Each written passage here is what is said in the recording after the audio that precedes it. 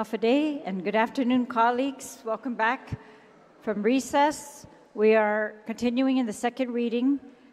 We are on substitute bill number 175-37 COR. Okay, when we left off yesterday, Senator Perez had just introduced an amendment. Senator Perez, you're recognized. Ma'am, I rise to a point of order. Please state your point of order. Thank you, ma'am. My point of order is a motion to call the previous question on the main motion. Thank you. Pardon?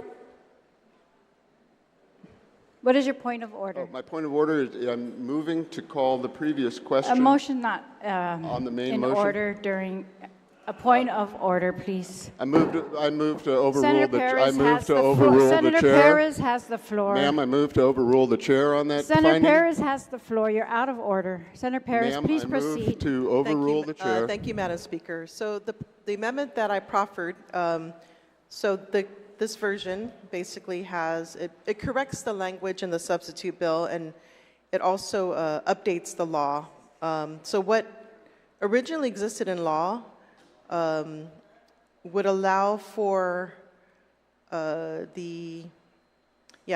basically let me just read the amendment. The amendment is on line 12 to 27, 1 and 1 to 2, page 5 to 6.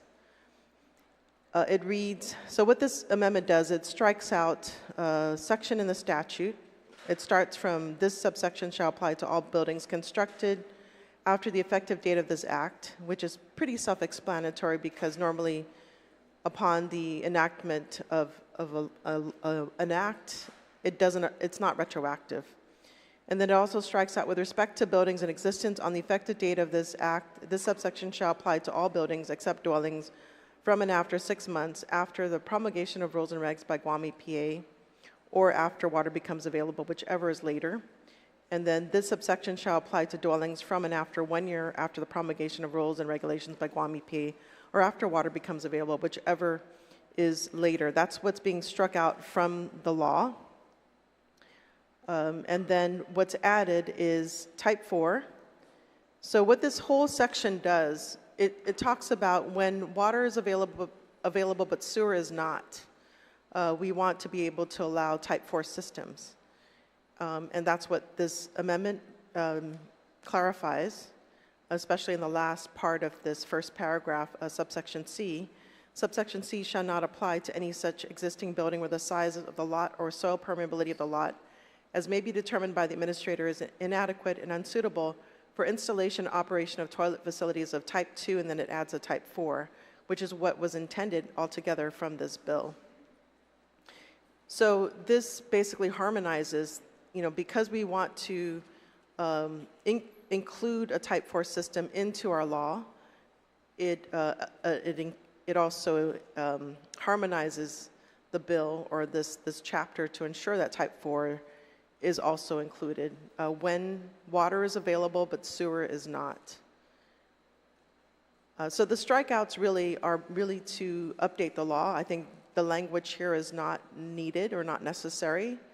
There is going to be a delay in the implementation, and if you look later in the bill, at the last part of the bill in section 19 of the bill, time extension for connection to public sewer. So timelines under section 48104B for connection to sewer for all existing buildings shall not begin at the public sewer originally became available, but shall instead begin 90 days following the effective date of the enactment. So there is going to be a delayed enactment of the implementation for any kind of need to connect at this point if sewer becomes available. So again, what this amendment does, it just cleans up the current law, cleans up the bill, and ensures that type 4 is also allowed. It's consistent with the other part of this section, so it's really about cleaning up the bill and law. And I ask for my colleagues' support of this. Thank you, Senator. On the amendment, Senator Barnett, you're recognized. Thank you, Madam Chair. Rise in full support of the amendment and actually cherishing this opportunity to rise in support of it and to engage in this debate and discussion. Just kind of scratching my head like the whole island is right now, because proponents of this measure called every radio station on Guam, went on every social media and said they wanted Bill 175 on the session agenda so it could be debated and discussed on the floor. And now these same proponents are trying to kill the debate and the discussion, ma'am. So I rise in support of this amendment, and I encourage my other colleagues to keep their head on their shoulders and do the same. Si Dios Masi, madam. Dios Masi, Senator Burnett. Senator Taitagui, you're recognized. Thank you, Madam Speaker, and good afternoon to my colleagues. Madam Speaker, of course, I stand in support of this. It's just making it clear that what seems to be the inability to add, type 4 was not allowable. So I think this is important. I mean, if this is what we're all, well, at least some of us here are pushing for this new type of nitrate septic system, type 4 is needed. If not, then there will be a delay, a considerable delay. I'm thinking the author of the author of the amendment is just trying to make it right. So I stand in full support of her recommendations. Dios Masi, Senator Taitagui. Senator Brown, you're recognized.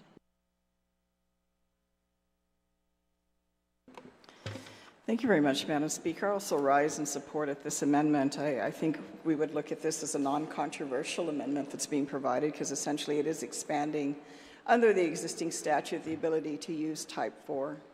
But I echo the comments of one of our earlier colleagues with regards to debating this bill.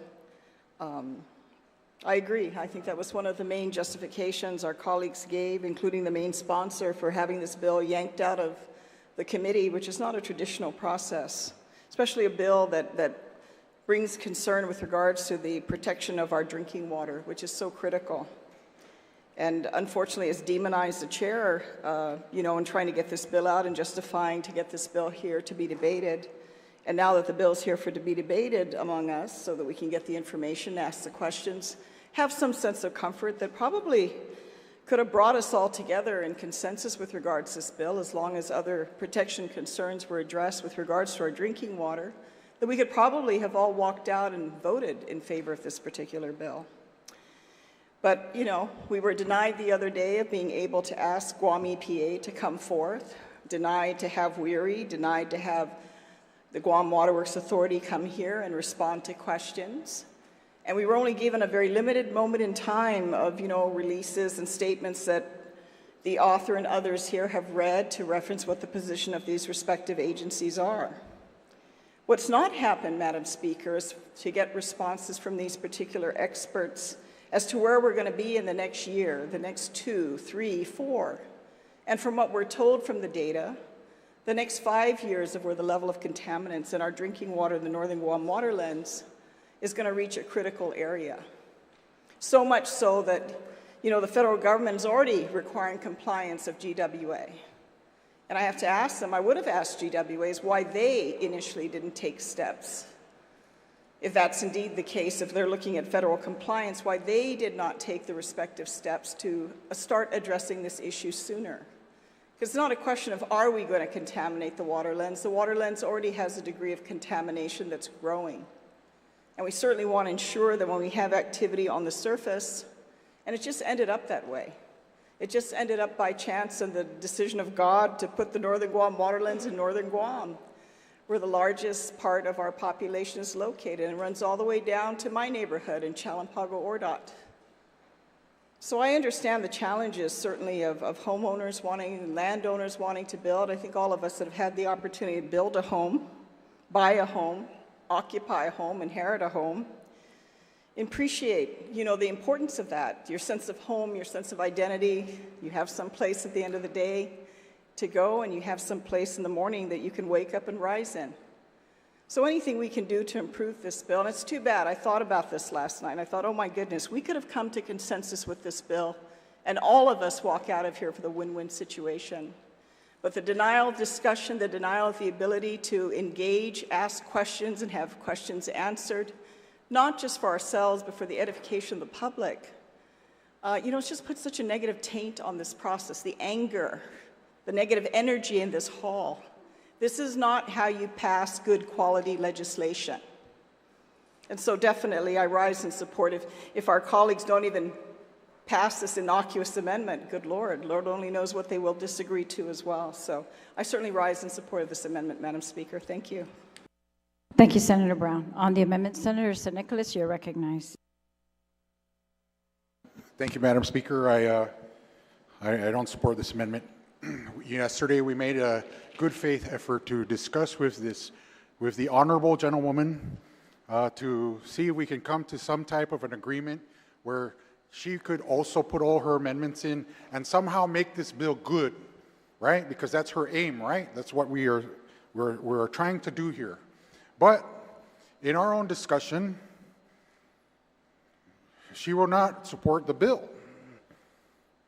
And that's a little bit unusual to me, because here we are, and Manyalu Manyanao, Hongyo Tibe by Husedi Esti na Dinagi. There's a family outside, been here every single day with their special needs child. And you know what they told me? They said, Senator, the reason why we're really pushing for this is because we want to do things the right way. We want to get a permit. We want to follow the law. We want to do what is right. Every day they've been here, every day. And some of these people can walk in and out of here and have no heart.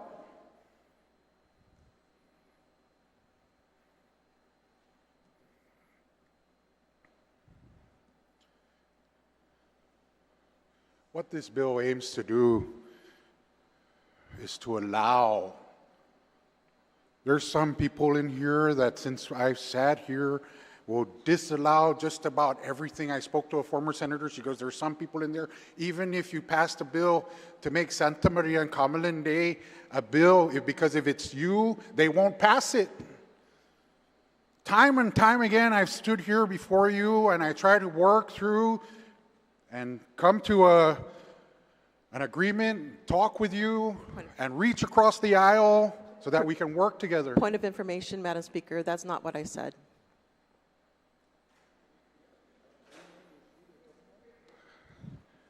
Excuse me, Madam Please Speaker, I proceed, wasn't Senator referring. San Nicolas. It was a very vague statement. I wasn't referring to this gentlewoman. And please, I like to continue. I've made every good faith effort, even to vote for bills and amendments that were proffered by people who have thrown me under the bus time and time again. And it wasn't because of it's me. It's because that's why I do it. And they continue to do it and do it and do it and do it. And I said, okay, you know what? I'll continue to be thrown under the bus. Why? Because if it's good for the people, then let's do it. And it's not about me, it's about the people. But every time we come in here, you know, the very people that accuse you of wrongdoing, there's only so much a good, a jolly guy can do, you know. There's only so much I can take. But when I see a family out here every day, as adamant as they are, and as good as they are, and decent folks, and we turn a blind eye, I told you earlier, let's try to promote it. Let's try to do something. Let's try to come to an agreement. All this amendment, why don't you just proffer a new bill? Just come up with a new bill of your own. Why do you have to taint this and run this gamut of this whole thing? You know, there's no sincerity. It's just an effort to kill the bill. Ti man sincero, ti man honesta. And so, ma'am, while I still have the floor, I'd like to call the question, the previous question on this amendment. Thank you. There's a motion for call of the previous question to end debate on this amendment. All in favor, please raise your hand. Motion fails. Senator, oh, wait.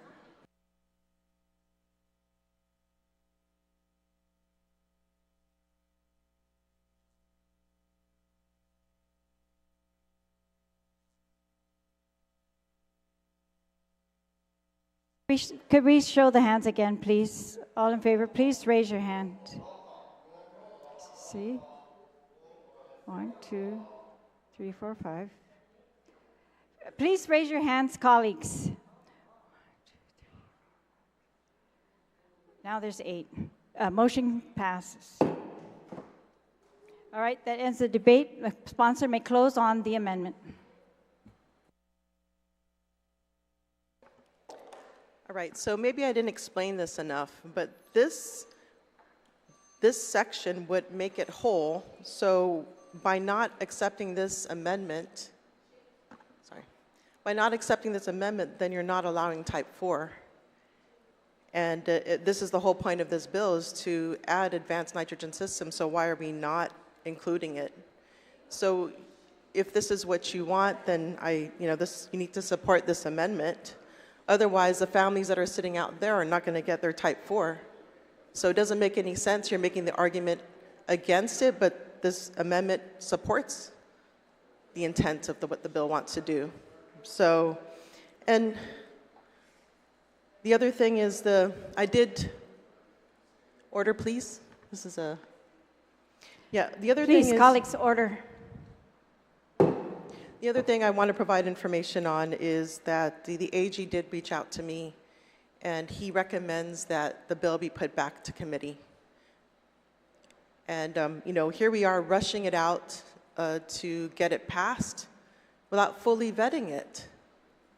And these amendments are not to kill the bill, they're to help the people. It's a compromise between, if you want this bill passed, we need to put in protections for our people, because with increased density, you're going to have increased nitrates in your drinking water. Already, Guam has a problem with nitrates. And now with PFAS being regulated, we're going to have more of a problem, because as you know, GWA, in one of the oversight hearings, testified that they estimate about it's $1 to $2 million to treat wells to bring it within the safe drinking water limits.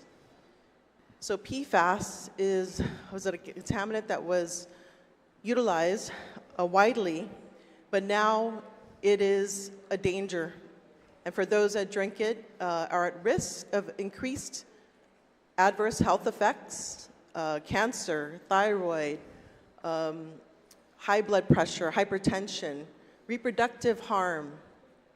And so what this amendment in particular would allow for type 4, which is everybody wants that, and I don't see why the opposition to this amendment. Madam Speaker, I rise to a point of information. It's very critical. Sorry, point of order. Please state your point of information. The statement about the AG recommending, I spoke to the AG on the same issue. It's because the AG believes that the seat in the state should be 6, that it was wrong to reduce the square footage down to 7,200.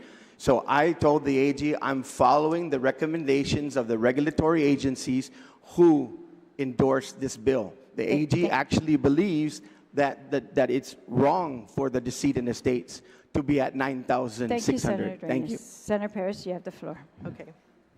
Yeah, thank you. So we're not even arguing, that's non-germane to this amendment. This amendment would allow for type 4, and if you don't, that's the whole point of this bill. If you're going to vote this amendment down, then you just defeated the purpose of the bill. And it doesn't make sense. I'm trying to make this bill better because there's certain concerns with increased density. Increased nitrates can cause blue baby syndrome, where a baby cannot get enough oxygen to their body. At lower levels, there's studies that show that there's higher incidence of colorectal cancer, thyroid cancer, developmental defects, spina bifida. The answer is, let's protect our community. If you want this density increased, let's make sure that it's not contaminating our water.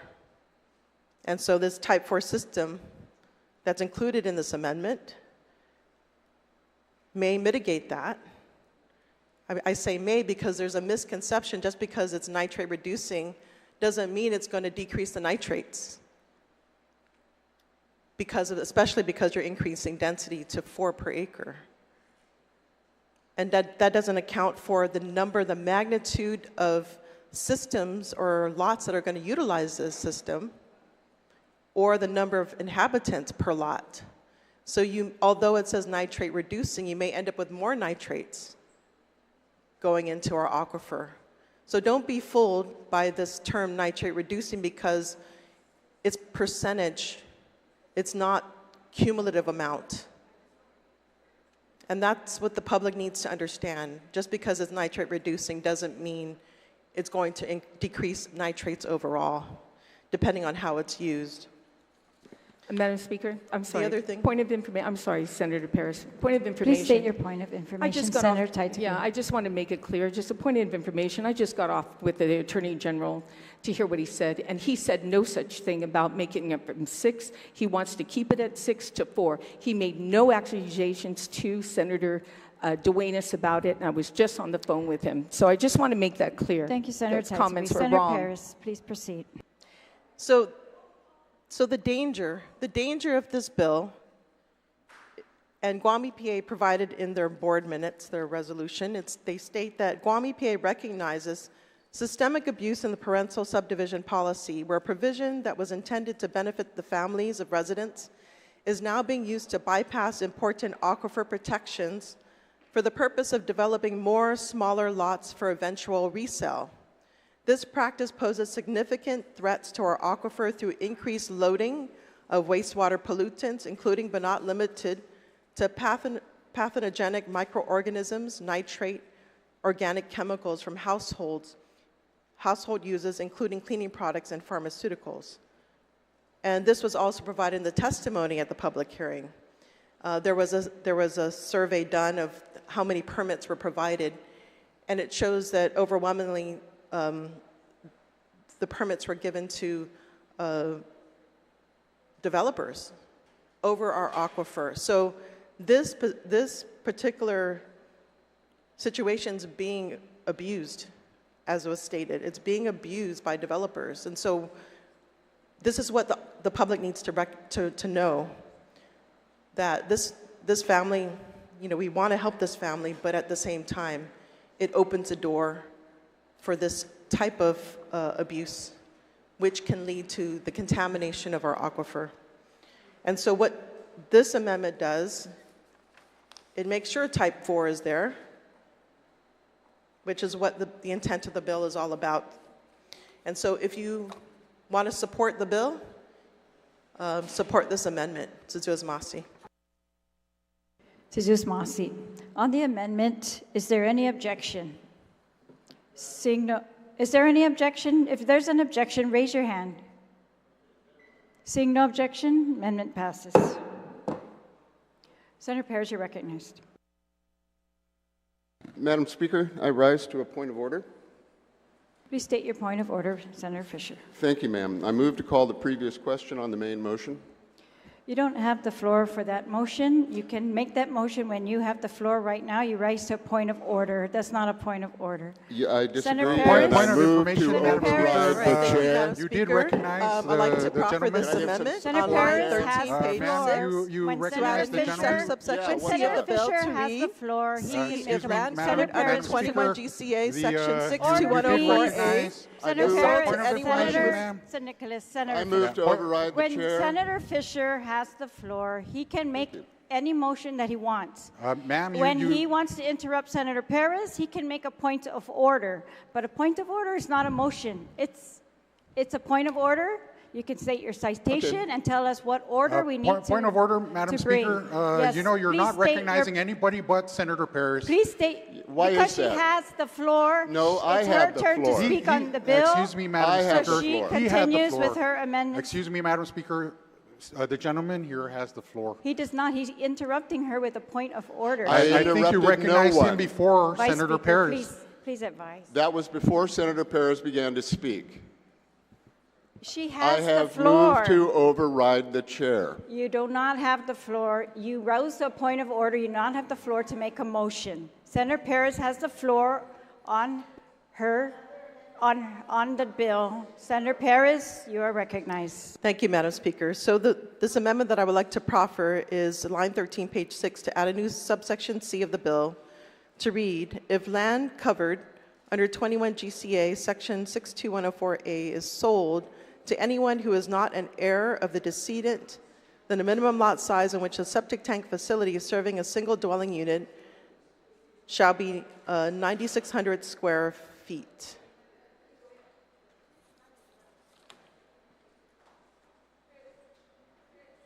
Again, so this is in reference to what Guam EPA has found in reviewing the permits they provided.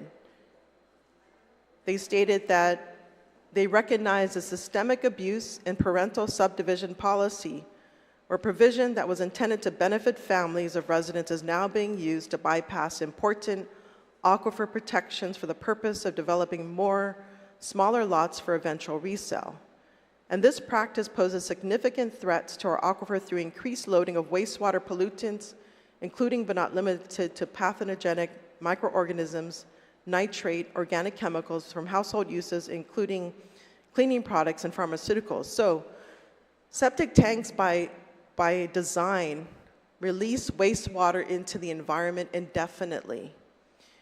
GWA has estimated that 4 million gallons a day of wastewater a day is being released into our environment, a lot of that over our northern Guam Lands aquifer, which has resulted in the higher amounts of nitrate in 58% of the production wells. 58% of the water that we drink is increasing in nitrate, and those nitrates can cause health effects. Health effects such as the blue baby syndrome, which prevents a baby from obtaining the oxygen it needs to survive, and in extreme cases can lead to their death.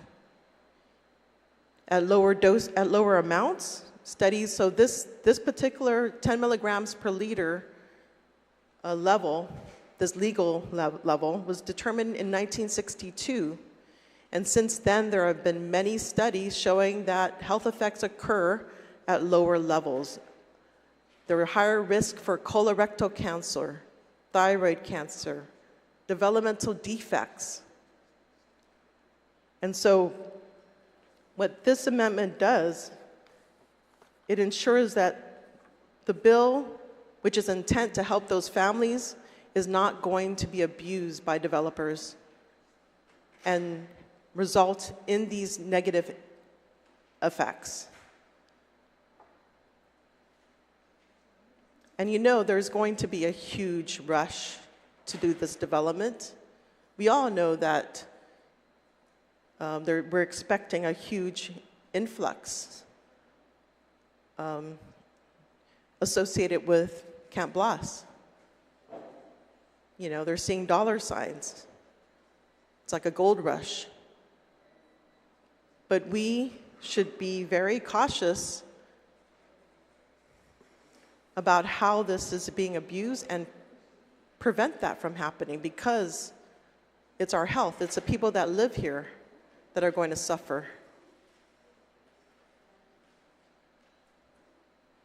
We just had a war survivor remembrance ceremony today.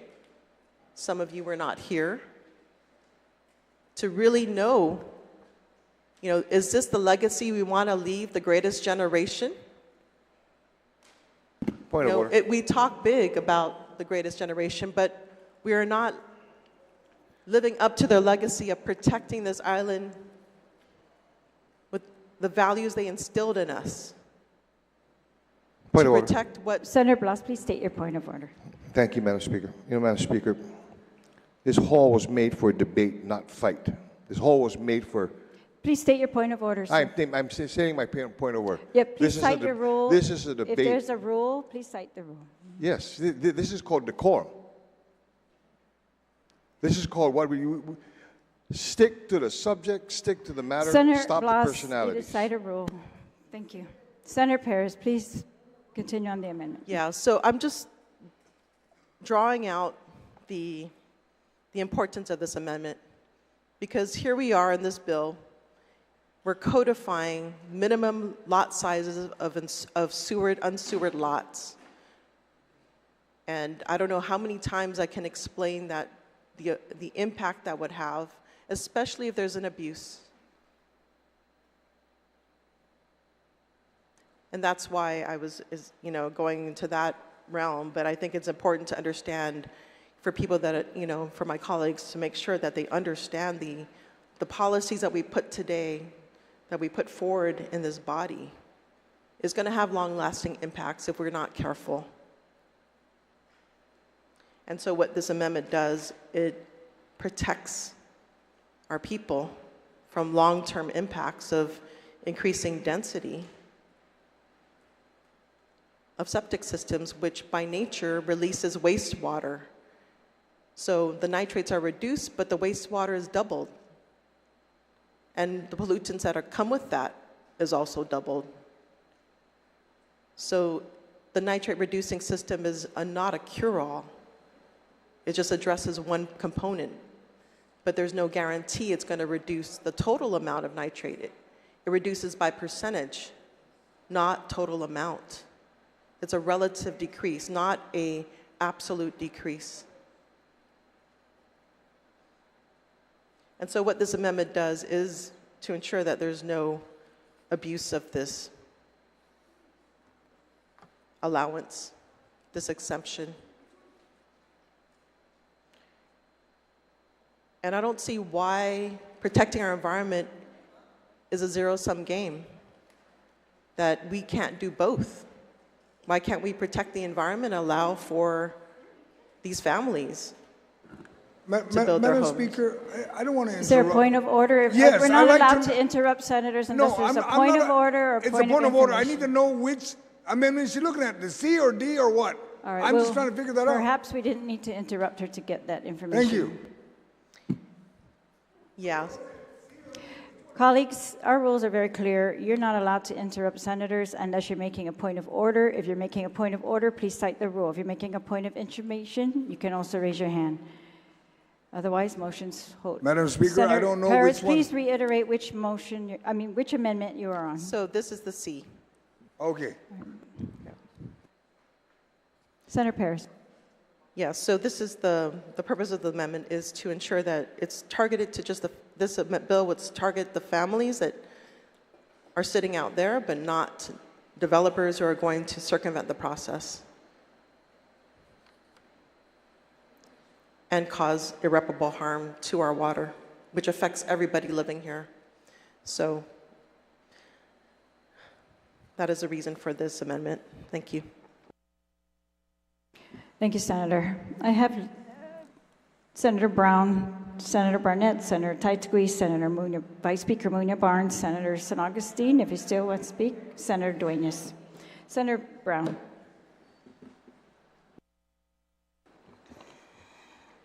Thank you very much, Madam Speaker, for the opportunity to comment on this amendment. You know, the fact that it's been put forth does bring up a point, because the whole idea that's been promoted out there is the idea of passing this is to address those families that are receiving and inheriting land. It's because of that special reason the law has allowed them to make substandard lots.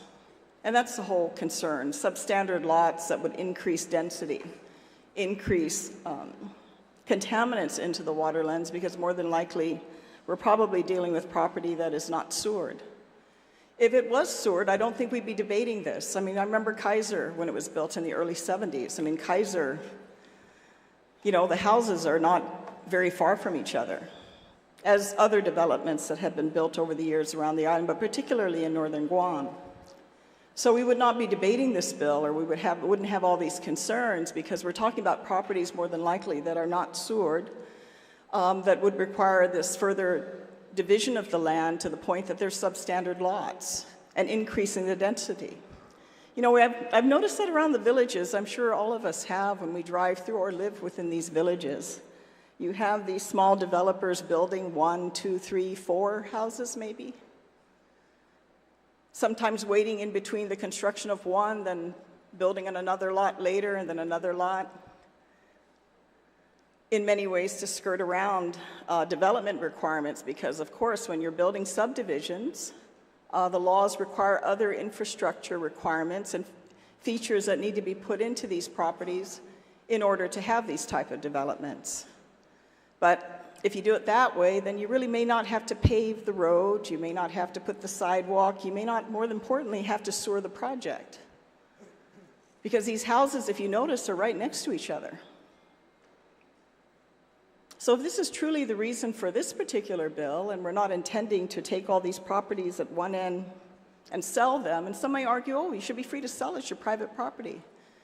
But it's private property that's been given a special consideration, and the argument that we're being told is to help these families so that they can build their homes. I don't know if any of the lobbyists that have been down here filed with you, Madam Speaker, notified that they're lobbying.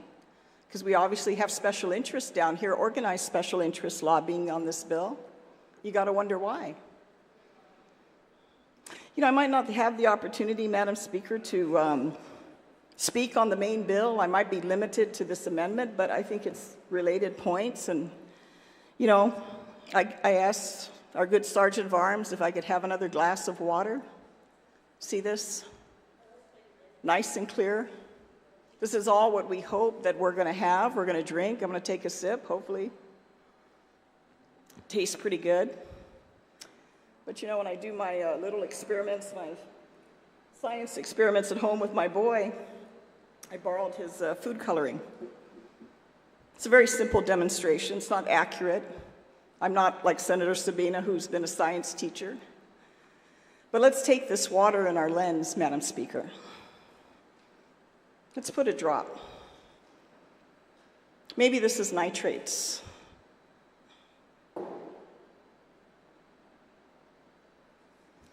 Maybe this is PFAS.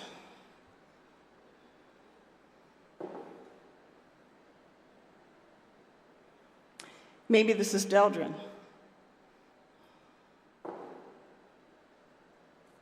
And since it's just food coloring, I'm going to mix it with my straw.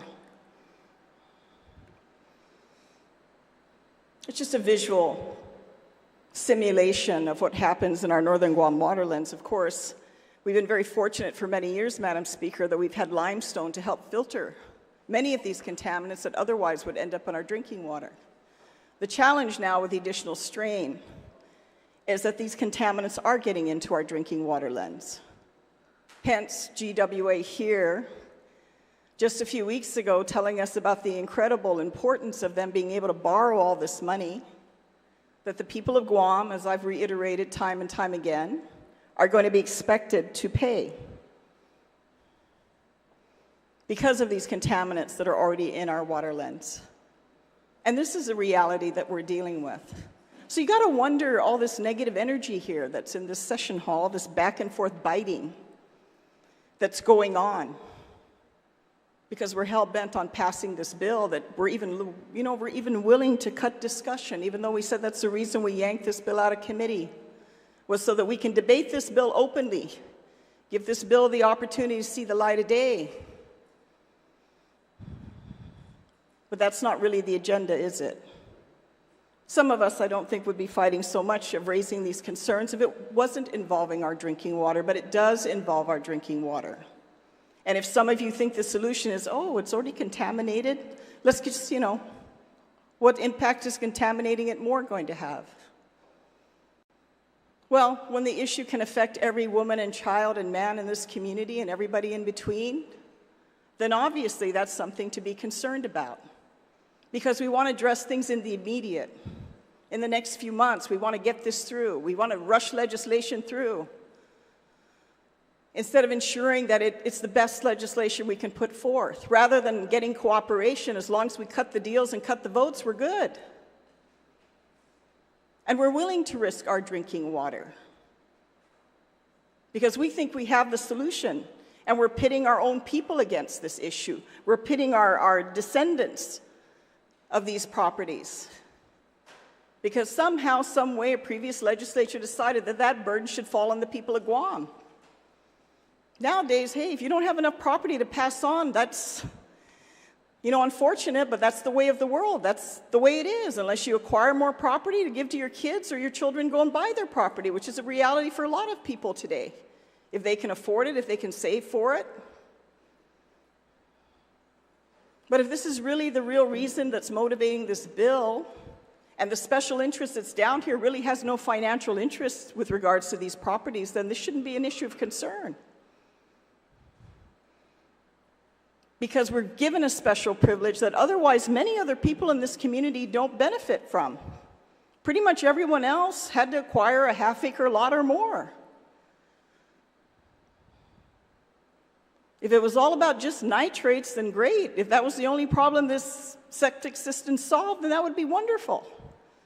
But it's not addressing what currently Guam Waterworks Authority is under order already to address. And the cost it's going to take to mitigate it, the cost that's going to be put on the backs of our people once again. We're worried about $100 we can give them monthly on their power bill. What are you going to do about their water bill? What are you going to do about their water bill when that's something they don't have any option, because that's an absolute necessity of life, is their drinking water? But yeah, we don't care about this, right? Because, maybe they don't see it, maybe it won't come to surface in time. 5 years is not very far.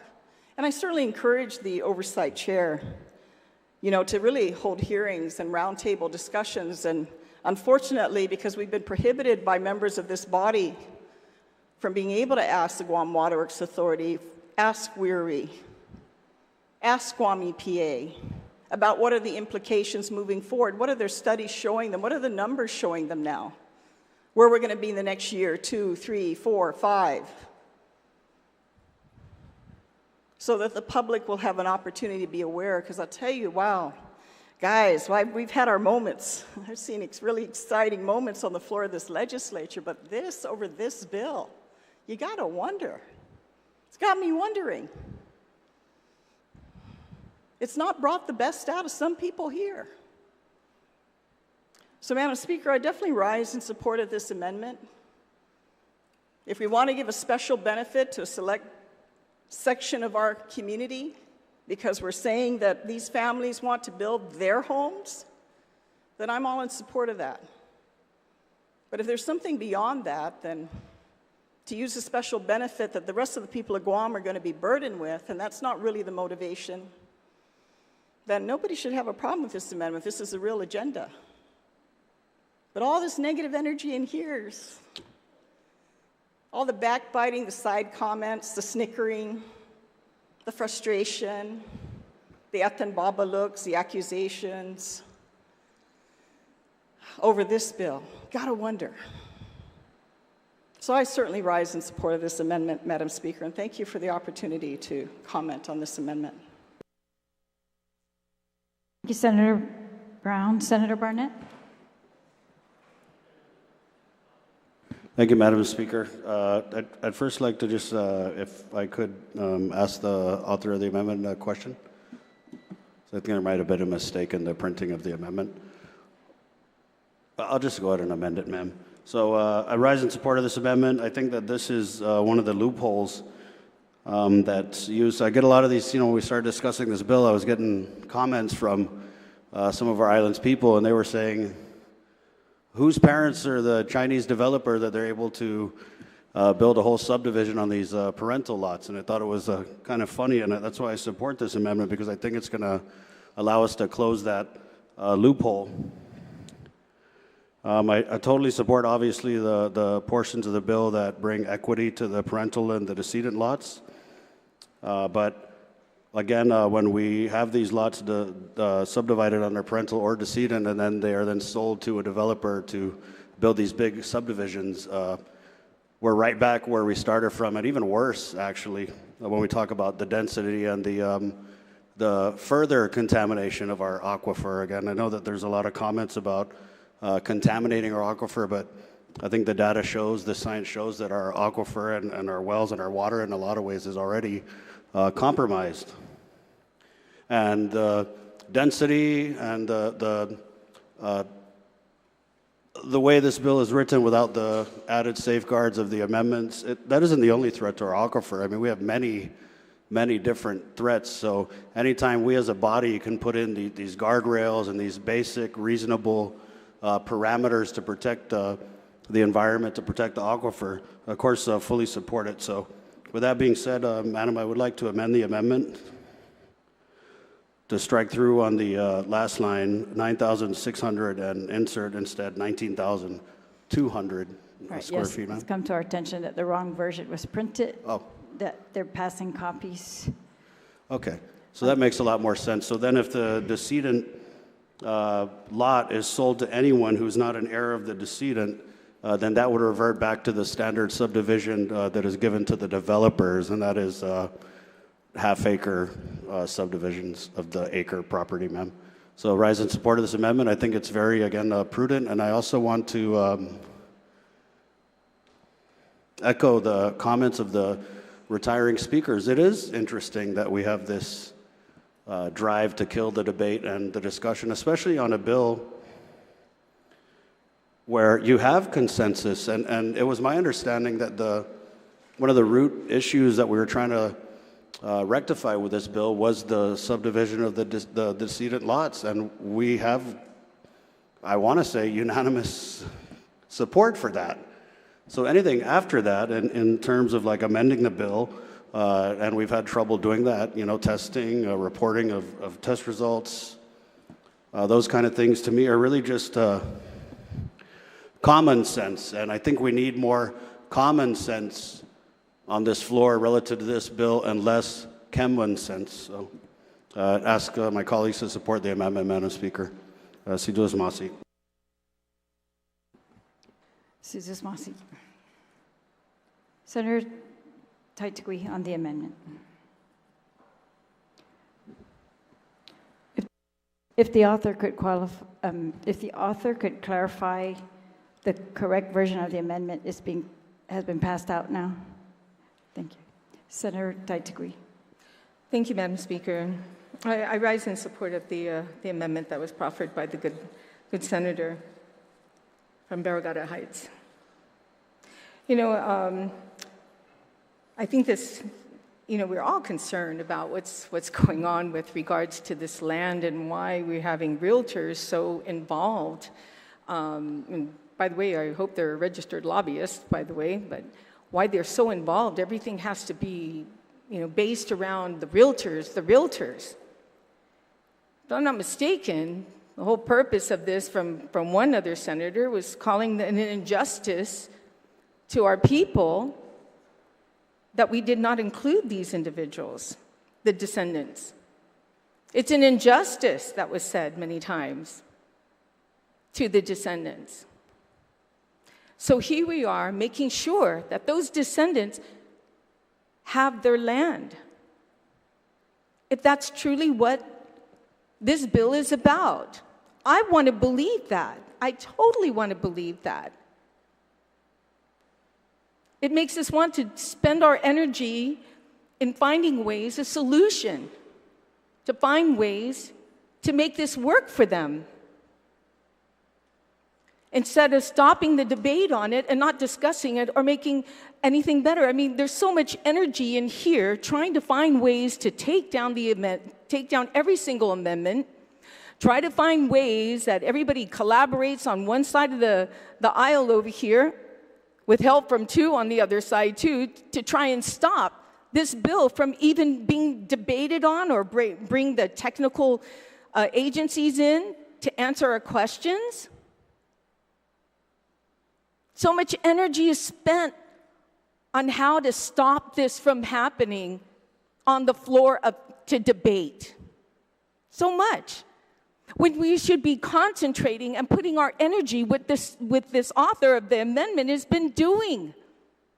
It doesn't matter where she votes yes or no on the bill, because what matters is that if this bill gets through, at least we've put amendments in there that will protect the safety and well-being of our public, of our community, of our island, her environment, our water.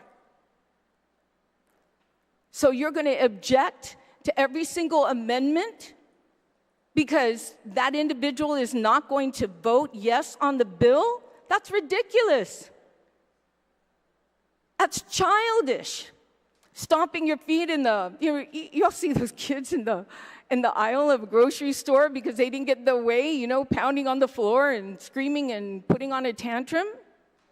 No, the energy should be spent on finding a solution, whether she's going to vote on it or not. Now that is dedication to the people of Guam. Because even though it's something that I wouldn't vote for, she wouldn't vote for, several others won't, at least we're trying to make the bill better because it just might get through. And right now, the way things are going, it probably will get through. So the energy that has been spent on trying to derail the debate, spend that energy on finding solutions, people. Finding ways to keep our aquifer safe, our water safe to drink. This amendment is what the intent of everybody's been screaming about, helping those descendants get their property so they can have land to live on. To bring dignity, I think the word came out, dignity for them.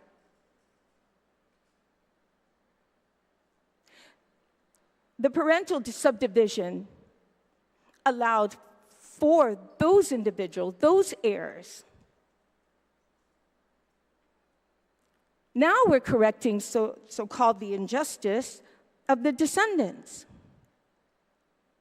And even in the parental subdivision, in the Guam Code annotated, there is a law that said it cannot be sold for 5 years after.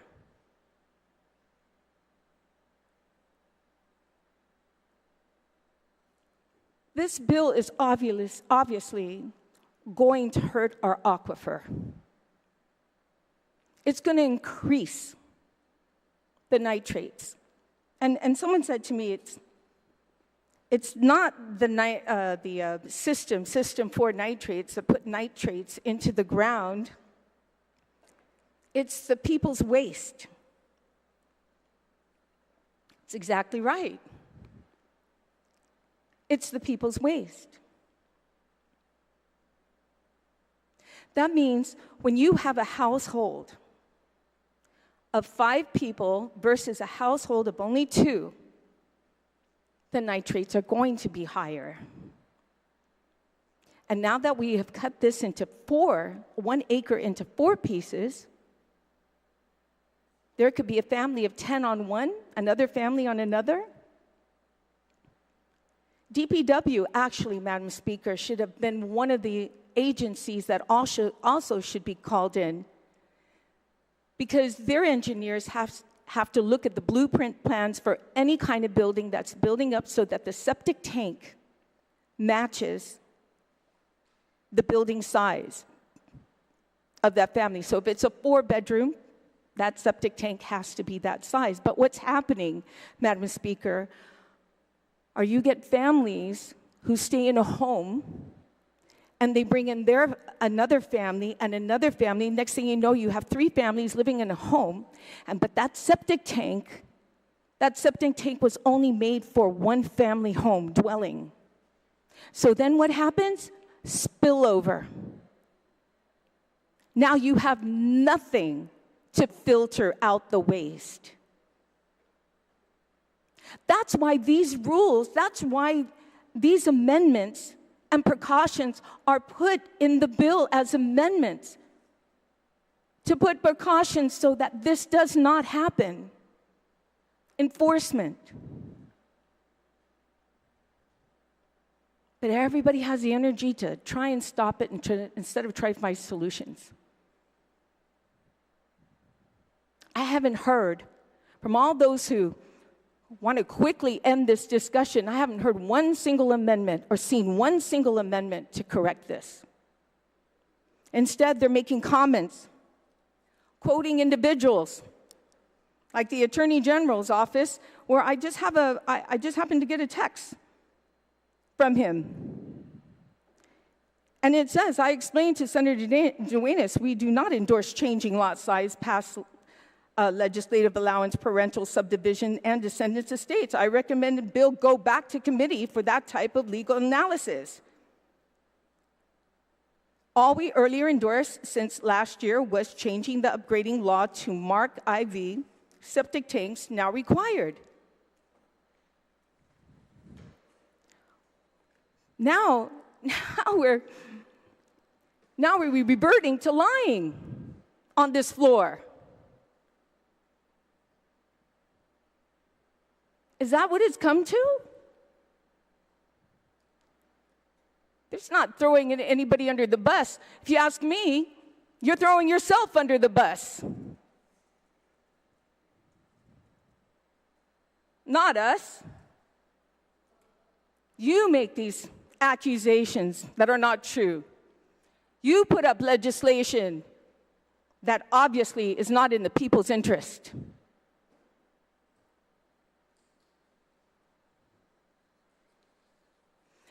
I was at Ribbon Tax this morning, taking care of some stuff for my father who had passed away, some of his affairs.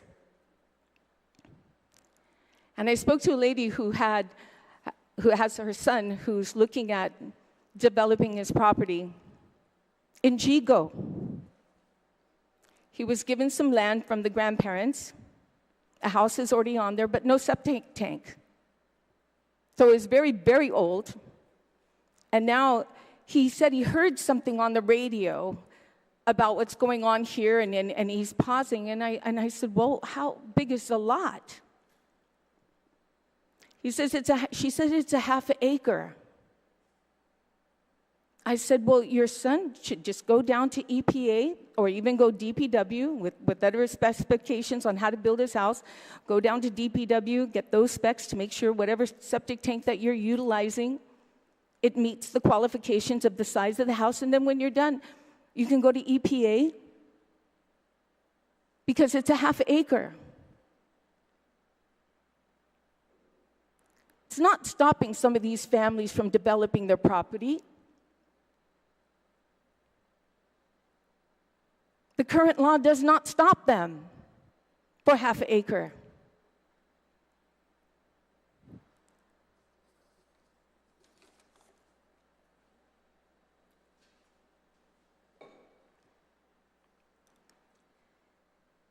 Madam Speaker, this bill, it aims to address the housing shortage, and it raises significant environmental concerns for Guam.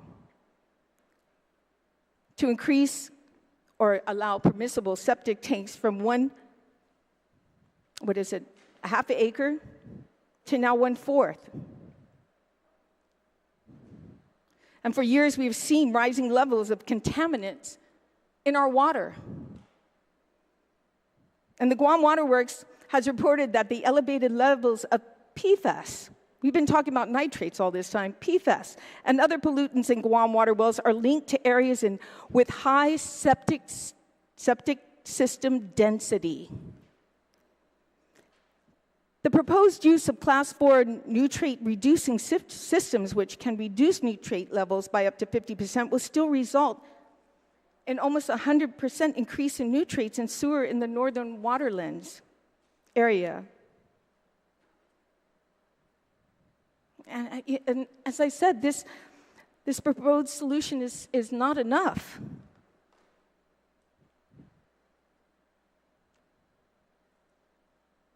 But if the injustice is what we've been claiming since yesterday on what's happening to our people, the injustice, well, here we are allowing this.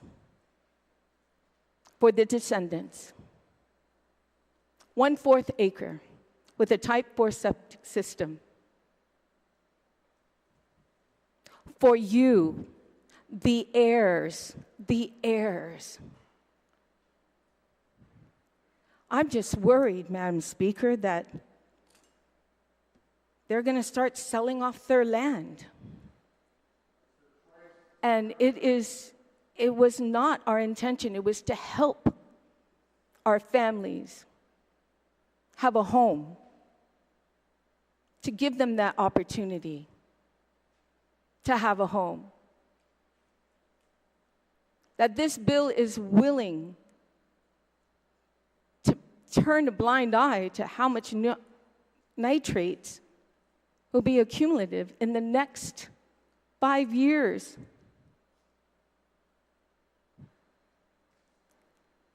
This is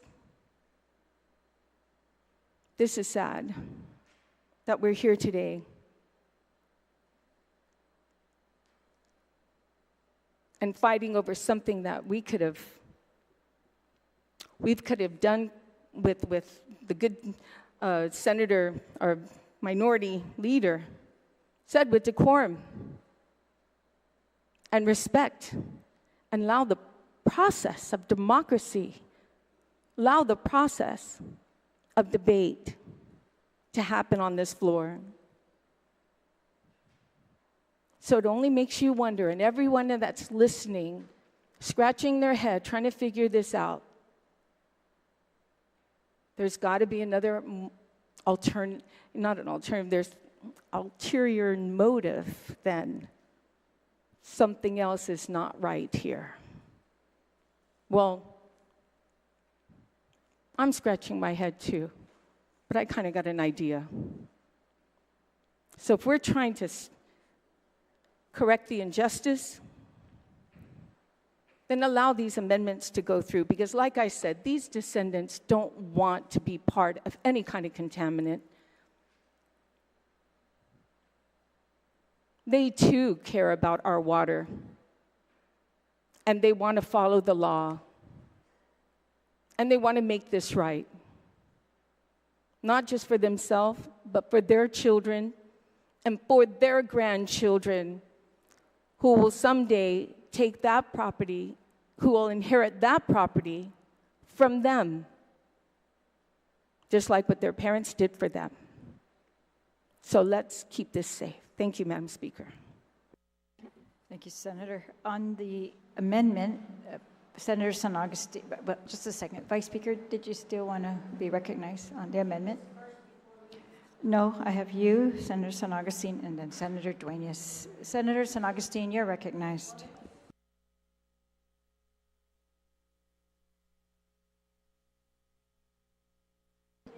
I'm asking if you want, you had your hand up earlier. All right, then, do you want to go? Okay, then, Senator San Augustine, you're recognized.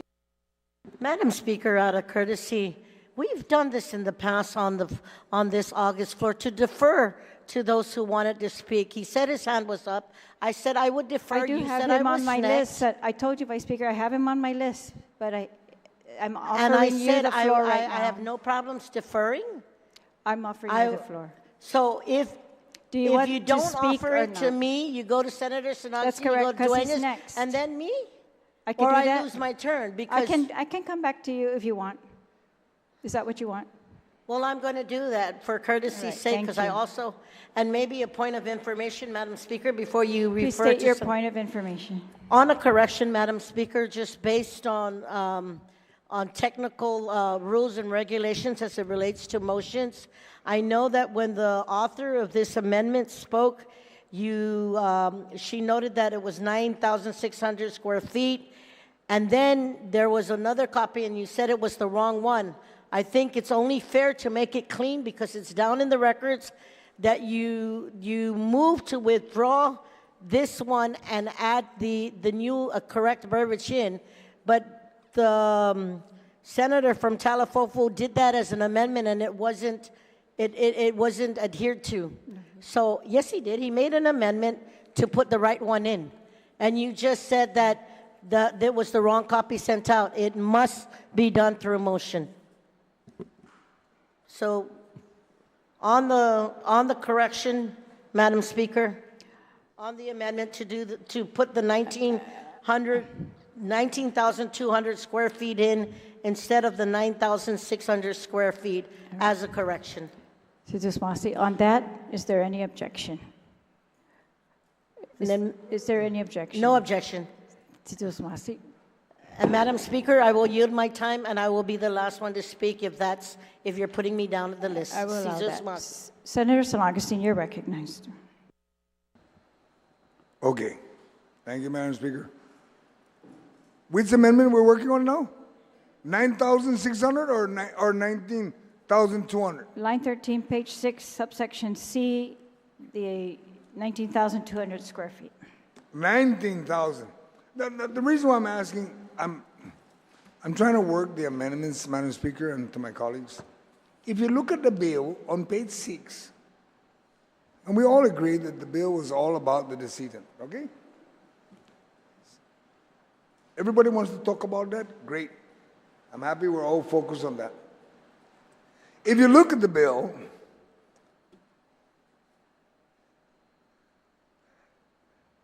it talks about type 2. I'm trying to understand what this amendment is about. It's more focused is sold to anyone who is not a heir of a descendant, right? Then the minimum lot size. Currently, the law is very clear that other than this bill, you got to be half acre, correct? So what is the purpose of the amendment then to the bill? When the bill is all about the decedent. It's not about anybody else. So when you say, who is not a heir, it doesn't matter. You follow the law. Gatsung, if you're not a decedent, which is what the bill is about, then you automatically have to be half acre. Done. You can't even, I talked to EP, I talked to all those folks. And they said, other than this bill, it's half acre. So what is the purpose of this bill when the bill says on line A or B, which this one wants to create a C, taman maptit gi H and and so forth, but is sold to anyone who is not a heir. If you're not part of the decedent, I ask you follow the law, half acre. Why do we need to change that? Or are we trying to change that law? I'm just curious, and maybe the author can clarify what is he trying to do? Because for me, I'm like, the law says on Guam 21 Guam Code annotated, on this bill, decedent, done. On hers, is sold to anyone who is not a heir of decedent. Go back to the law. It's not about the bill no more. The law is half acre. You don't need this. So with that, and that's my understanding, if somebody wants to play scientist or doctor or whatever, or lawyer, I'm objecting to this amendment. Thank you, Madam Speaker. Thank you, Senator. Senator Dueñas, you're recognized. Cesar Swansea, Madam Chair. First of all, I did call the AG again, and I will read the text that was sent, and I will clarify once again, and he agreed with me, on what his position is.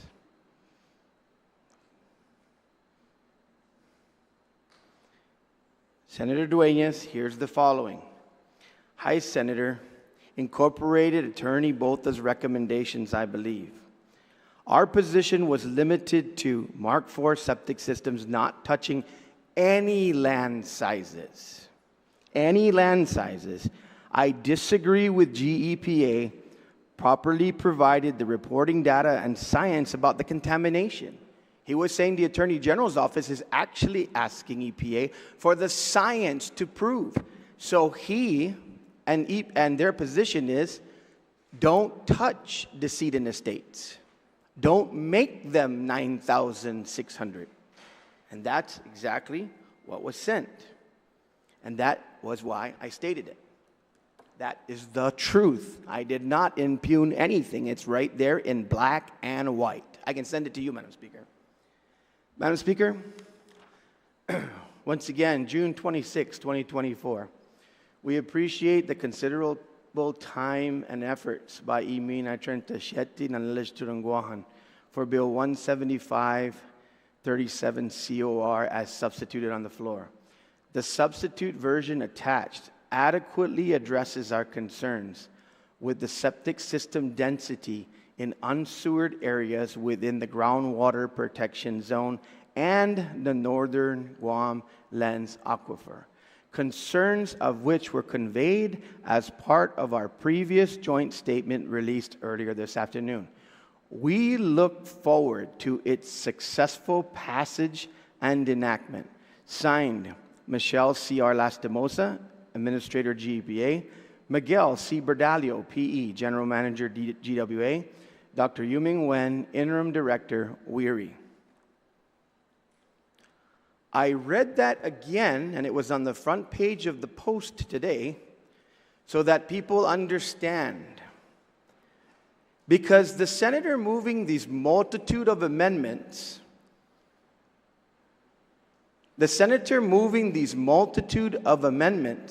stated clearly in many press interviews, because the press interviews are there to show, our concern is the density in Section 7.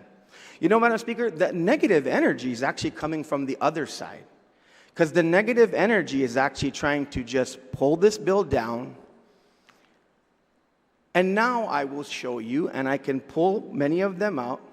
Madam Speaker, many of these amendments are to add SB 175-37 to read. Many of these amendments are adding new sections. And just like the First Amendment, Madam Speaker, that I objected to, was not because of the substance of the issue. It was because it was so substantive, like my good friend Senator San Nicolas said, introduce a bill. Because I'm getting many texts now from families, particularly those who live in the mainland, saying, hey, I'm planning to sell my lot to my brother. I'm not moving back to Guam. But I guess Sabina doesn't like that. Don't sell your lot to your brother. That's not the same person. That is the heir. So the bottom line is that... Privilege, Madam Speaker. Yeah. He implies what he's stating he thinks he knows what I think. And I think that's not correct. I'm not saying what you think. I'm saying what the facts are. Okay, so I don't know what Senator Sabina thinks. And it's also against the rules to name a senator. So please, the senator from Barragata Heights, you're right. I don't know what the senator from Barragata Heights is thinking. But I can tell you what's going to happen if this amendment passes. Is an individual that owns that property that is under their name cannot sell to their brother or sister. This is why these things should be vetted. Or, Madam Speaker, even if they couldn't sell anyways, don't you think people want to come down and talk about this? Because it's their land. And the bottom line is now you're telling people what they can do for the highest and best use of their property. And now there's all this demonization of these Chinese developers and all these evil chamorros that have been selling their land to these greedy, grubbing people. Well, you know what, Madam Speaker? I don't think that these people just woke up this morning and thought about those things. But did they introduce a bill? In fact, I've heard it said by members on this body, Madam Speaker, about these greedy, grubby people who sell their parental subdivisions to developers. But there's nothing in law, because nobody ever introduced it, to tell those greedy, grubbing people that they're greedy, grubbing people and stop poisoning our aquifer. Hagasa naman tungo, Hamsu. Lo pagua, unsangani tao. Di sinyaw, bendi tanok mo. Pues afat mano mo, no, senador. Afan yung tinidusri lai, data diskusi esti. Polo sabi, pegan no amendment gihalom lai Senator Dueñas. Sa tiunisita, public hearing. Tinasita nung ekano ko sa itanoo. Hongga nasi niya, maybe. Be ekano sa mong position do. Por favor. Na idzo in oportunidad. Natamatu papa tasangani. Da hafat suri otru tau. Kada biay uli zo lo tiun chogi ni hafafa. Lo pago na sinyon hijack istin na bill. Itanoo jan hago po sanganyo pago hafa babitsogi gitano dang tungafa. Ay si Dueñas as a pega halom edzi nitrate reducing system. Hafa tamano ko mo familia mahatsa guma pa Chinese. Mano gwatu no Latsi niyan now. Itaki Chinese, mas potent. Ay, familiar ko. So for our English listening folks, my point is that you're making a change in law here by speculating and accusing people of being greedy, grubby individuals. Sapo, bendi tanaw, they're going to sell their land. They only want this bill to sell their land. And here's another. I have to do this for the sake of these accused of being greedy, grubby realtors who just want to make money, right? All these realtors, all they want to do is make money, right? So one of those greedy, grubby individuals texted me to say, boy, oh boy, when John and I were working with the senator, we even have a copy of a bill na po introduci unlay. Taza ni i amendment, taza gagigalong gidzonya bill.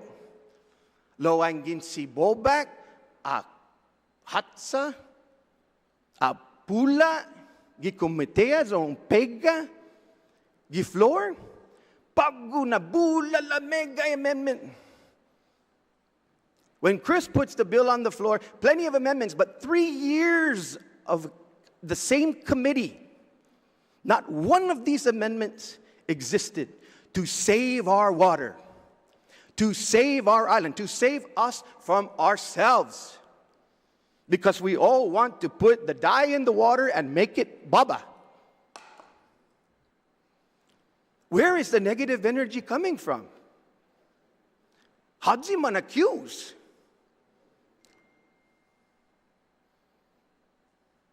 We all know better than WERI. We all know better than EPA. We all know better than GWA. And supposedly we knew better for 3 years. But I, a day familiako, ahe. So you know what? This bill is just going to park in the committee. But if it gets out, then he got some guadzokunu machine gun, pop, pop, pop, pop, pop, pop, pop, pop, pop, pop. Popega amendment.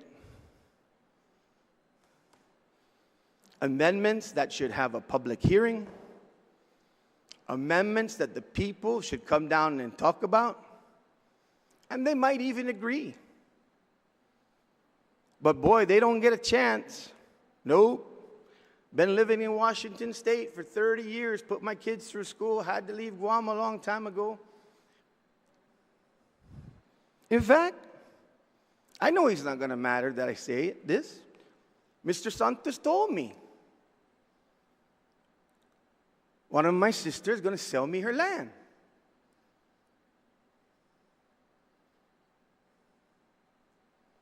I know he's not a foreigner. I know he's Samoru. I know he has children in Guam. I know he has nieces and nephews that he loves. Ayos di siya na masige masaganin na, I thought we were going to help our people. Hadzi mangay tano? Galogo? Ahi, tau-tau. Tau-tau guay tano niya. Angin man mobli tau-tau?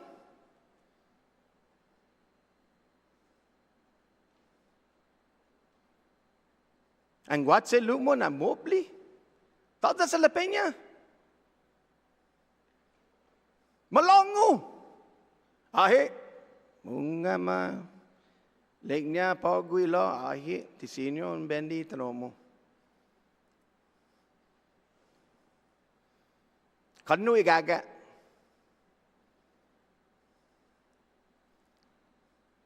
Sige na, speaker. I hate the negative energy. Protect the people. Sige, maling niya, protect our water, protect our people, protect our land. Kabalis. Kabalis na po protehi.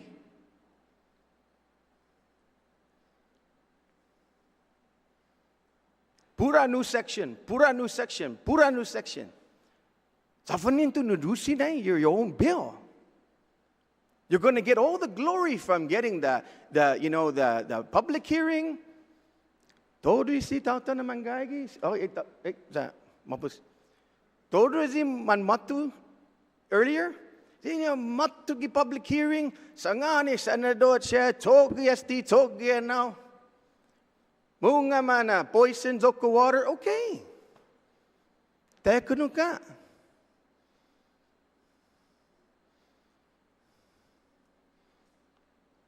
We talk about voices and listening. Were we listening to ourselves? Hita manangagi ikinsi imas malatik itodi tatawam. Go mas malatik. Go mas malatik gagu. We're the smartest. We're scientists. We're so smart. We don't even want to listen to the regulatory agency saying that the bill adequately addresses what it's supposed to.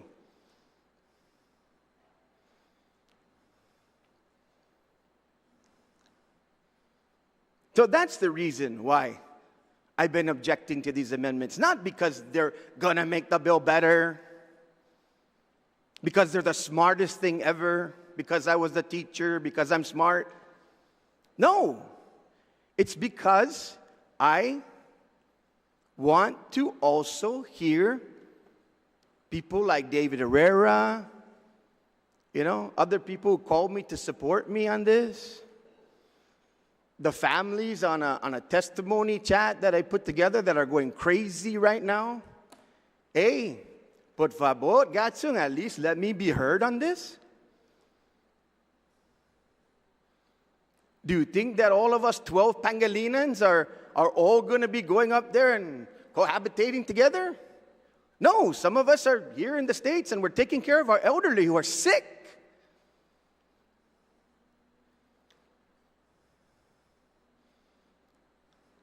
That's why policies now have to be vetted. Many of you always do that. Hey, substantively different, Madam Speaker, I request that it goes back to committee for another public hearing. For that reason, Madam Speaker, I call the previous question on this amendment. There's a motion for the previous question. There's an objection. All in favor of the previous question, please raise your hand.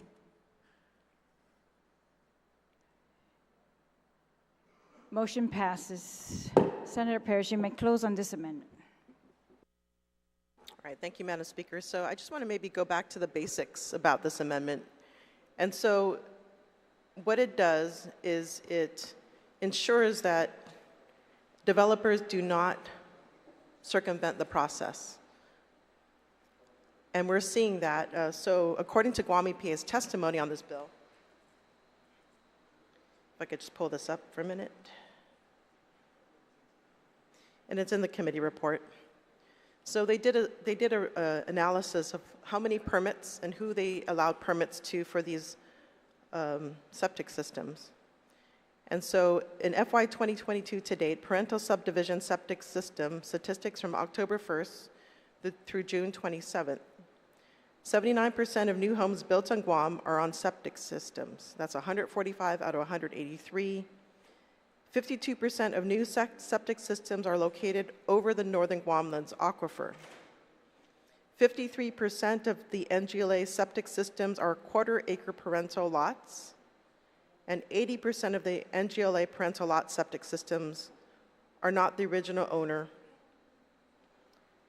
And so this was presented by Guam EPA during the public hearing for this bill. And so that is why in their meeting minutes, they stated that this allowance for parental subdivisions to put septic systems in quarter-acre lots is being utilized by the non-landowner. And so what this bill is doing, what this amendment is doing, is that if it's not the family that's going to get this exemption, or if for instance, if the land is sold for a decedent lot, and it's not utilized by the heir, then it would have to revert to the original water regulation requirement, which is half-acre.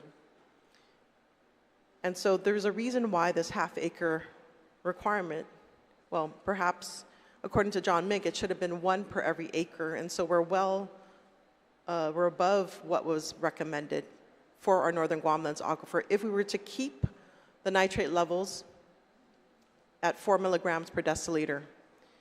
And so, it's important that we do not close our eyes to the facts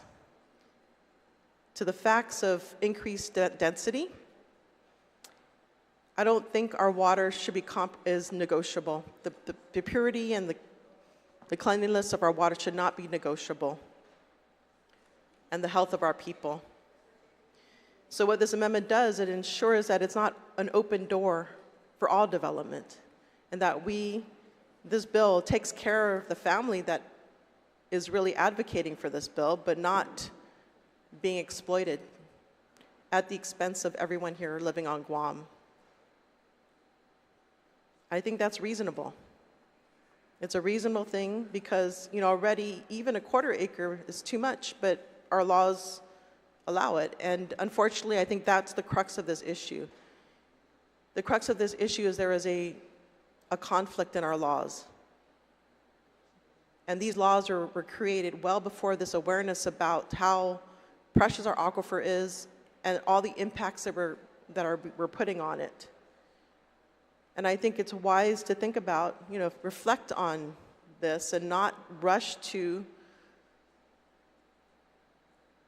irreparably harming a basic right, which is clean drinking water.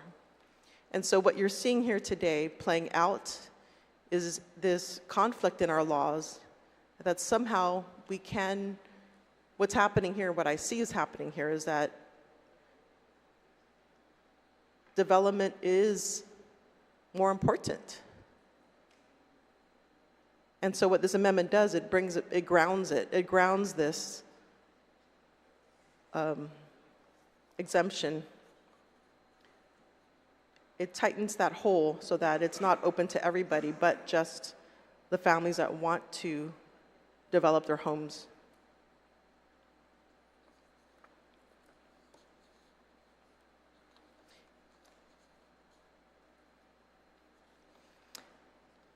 Yeah, I think it's important to also bring context to this. I mean, we're expecting 10,000 military personnel coming to Guam in the near future. Imagine 5,000 of them taking advantage of this particular reduced density. The amount of money created from that is so much more compared to, if you look at the math,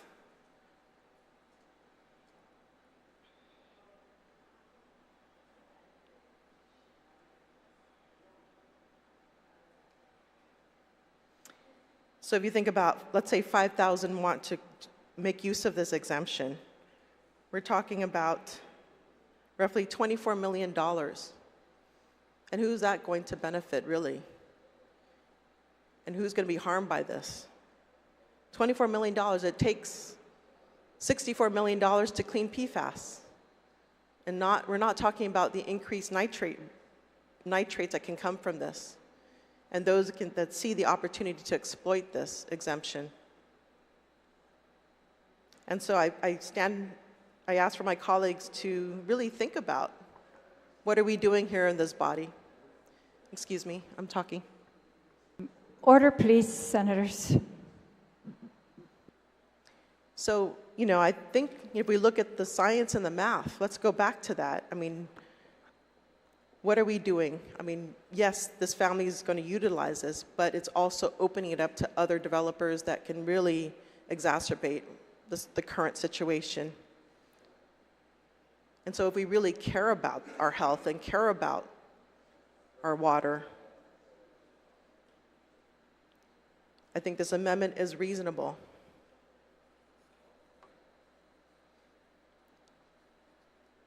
It supports the families that want to use this exemption, but it also protects the water. I don't think there is necessarily a zero-sum game where protecting the environment goes against supporting our people to build their homes. And so I think this amendment is a bridge to ensure that we are protecting our environment and we're allowing these families to build their homes with this exemption.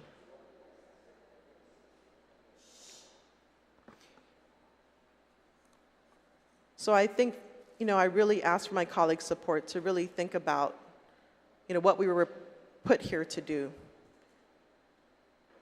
is to really evaluate the impacts.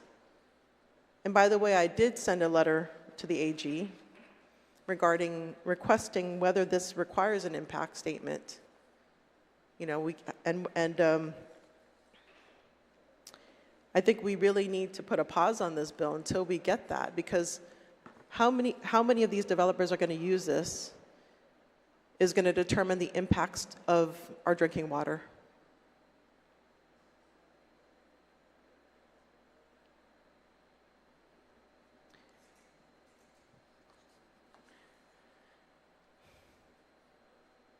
I know yesterday we were able to work we worked with some collegiality to accept really common sense amendments that had to do with thinking about making sure that we are looking out for the health of our people. I think this amendment does the same thing. It helps to bridge that concern. I don't see why we can't recreate that same sense of collegiality today.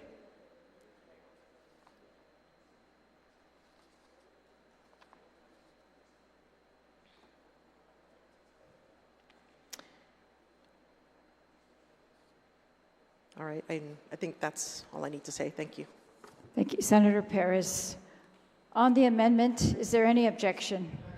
There's an objection. All in favor, please raise your hand. Amendment fails. Senator Perez, you're recognized.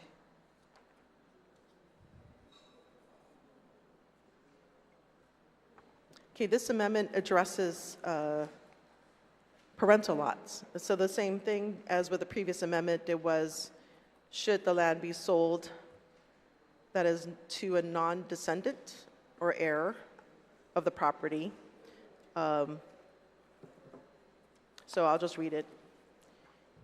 It's an amendment on line 13, page 6, to add to the bill, D, if land covered under 21 GCA 62104B is sold to anyone who is not the landowner's living child or descendant, then the minimum lot size on which a septic tank facility serving a single dwelling unit shall be 19,200 square feet. So again, with the what's in water regulations is that for a septic system, there has to be half-acre leaching field, and that's the specifications put in our water regulations. In law, there is the exemption for parental lots to have leaching fields of 9,600 square feet.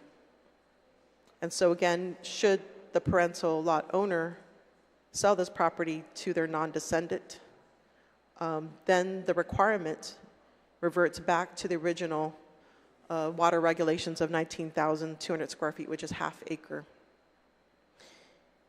You know, imagine if we were to divide Guam into quarter acre lots, what would be the impact to our water?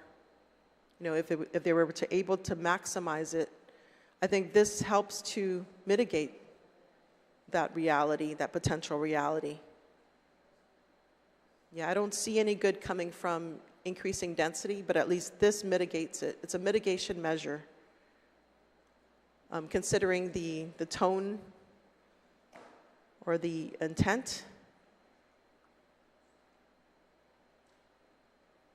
You know, I'm a firm believer that it's important to have responsible development.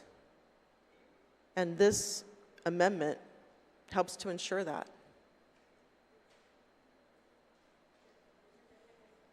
And so I ask for my colleagues' support. Suzu Masi. This page 6, line 13, subsection D. Parental subdivisions. Line 13, page 6, subsection D. It's almost identical to the one we just finished on subsection C. This is subsection D.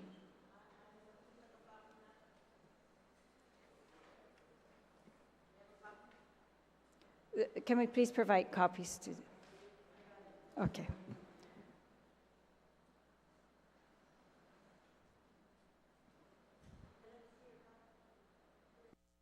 We're going to take a 1-minute recess.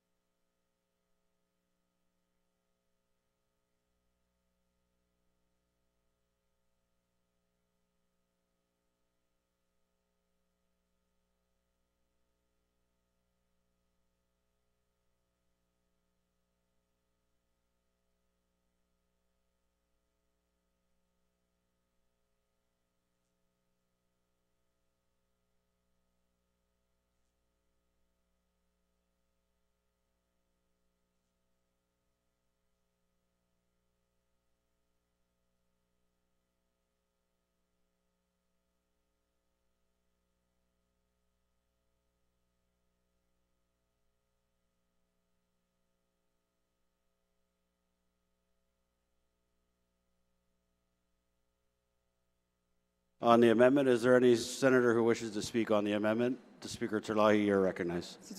Oh, we're back from recess. On the amendment, any senator who wishes to speak on the amendment? Speaker Terlahi. So on this amendment to subsection D, the new subsection that's being added by this amendment, I think is an excellent amendment to the bill. It would be very consistent with the stated intentions of the author and those who have been proclaiming that the bill needs to give parity to decedents from court subdivisions and to heirs from parental subdivisions. If we're going to give, so right now, again, the law requires that everybody puts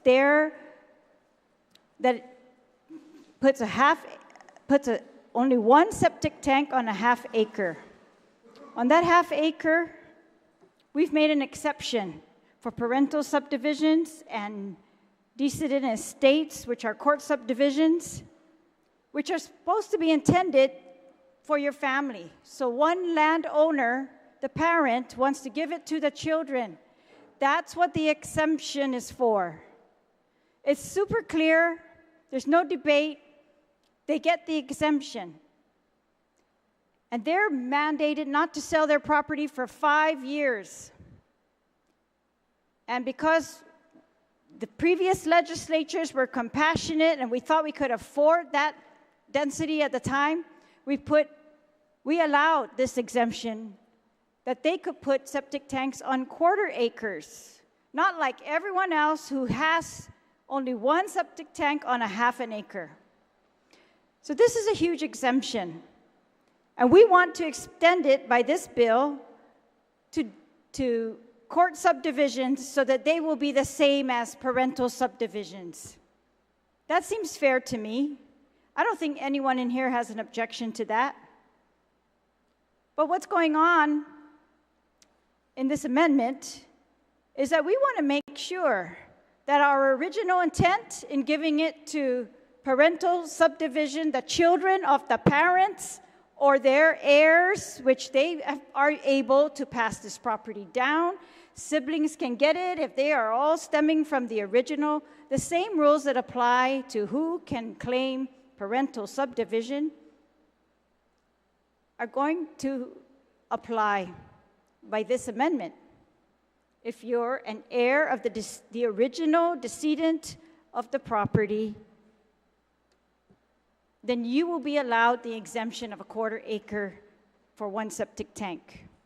If you are not the heir of the decedent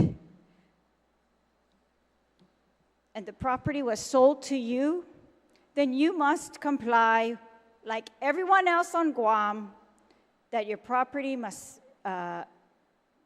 be put on the sewer. You cannot exceed one septic tank per half acre.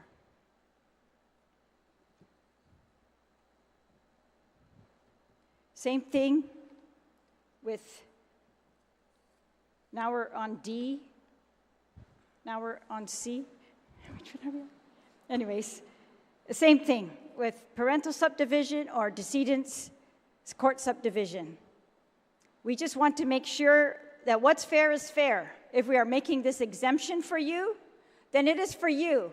It is for you and your family. If it's for that one landowner who wanted to give it to his children, it's for that court subdivision from one parent to the children and their children. And all of that is allowed. So siblings, yes, my sibling would be the same as under my parent. So they're all eligible. And this makes the same rules apply. So while right now you can't sell your property, if you are claiming this exemption, you cannot sell your property for 5 years. Otherwise, you have to go back to the regular rule. Only one septic tank per half acre. And that's what we're trying to do by this amendment is, if you want to claim under the exemption, then you must qualify under the exemption. And if you sell your property, and this is a complaint that we really receive very often, People use this exemption, then they sell their property after 5 years, and those people are not required to get on sewer. They're allowed this exemption, but we're not meeting the purpose of the exemption. We're not taking care of that family anymore. Now we're taking care of total strangers and other people, which is very unfair to all the other people on Guam who are required and are mandated to comply with the 1 septic tank only per half acre. So like I said, if we agree that we want to extend the exemption that currently applies for parental subdivisions to court subdivisions, let's do that. And if the current rules continue to apply, you cannot sell your property for 5 years, or this exemption does not apply. This is another one very similar. If you sell your property to other than those who would have originally qualified to be an heir or a decedent or a child, then you don't get the exemption either. What's wrong with that? It's very fair, and it's fair not just to these people, because they will have notice. They won't buy the property unless they know the rules. They can still sell their property. This doesn't prevent anyone from selling their property.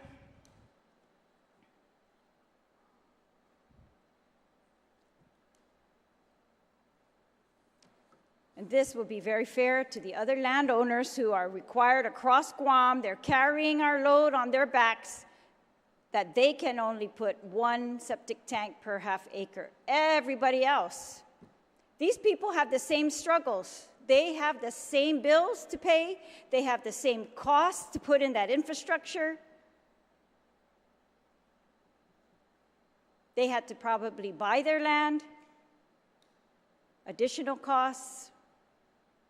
But we cannot afford to make an exemption for all of Guam, or our aquifer would be polluted in probably less than a year.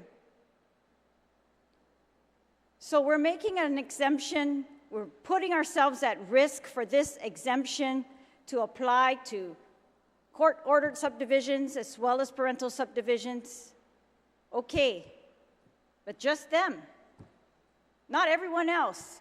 That's what makes people suspicious of us in here, is when we start to say, we need to give this to everybody who buys that property from them, because people who want to buy that property from them, that's what's been going on. You can sell your property. No one's preventing you. But if you're going to sell your property that was exempted and they don't meet the exemption, then they should not be exempted. So I would ask my colleagues to please support this amendment. I think it makes the bill hugely better. It really cuts down on a lot of the complaints that we've been receiving. It will bring us back to the original intent of not just the bill, the original intent of the parental subdivision to begin with. It will bring a little bit more fairness to everybody else out there trying to comply with the rules so they don't pollute our aquifer. Thank you, Madam Speaker. Point of information. Point of information, Madam Speaker. What is your point of information, Senator Taitagui? Thank you, Madam Speaker. It's just a point of information. What the reference earlier was talking about the parental division of division of property. I just wanted to give our body the number. It's on 62104, exemption decedents estates parental division. It's on page 2 of the Guam Code Annotated. It is chapter 62, Madam Speaker. 21 Guam Code Annotated, real property subdivision that was spoke about earlier. So I thought I'd let the body know with the point of information and where that section is about the 5 years. Duly noted. Thank you, Madam Speaker. Speaker Therese, you still have the floor. Yeah, Situs Masi, I'm concluding my remarks, but I'd like to ask for a 1-minute recess. Say that again.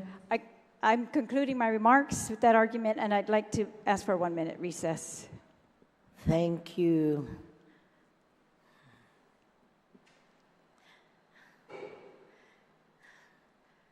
The speaker is asking for a 1-minute recess. Are there any objections?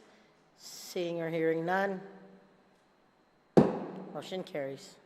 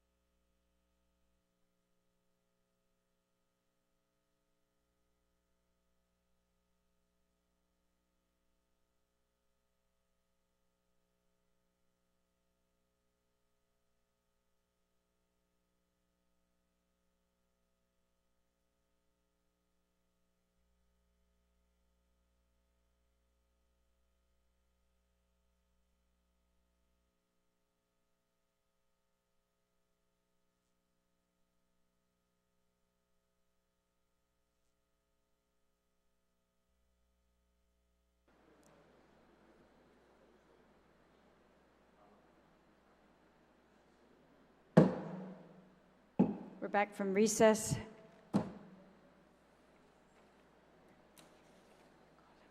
Senator Barnett, you have the floor.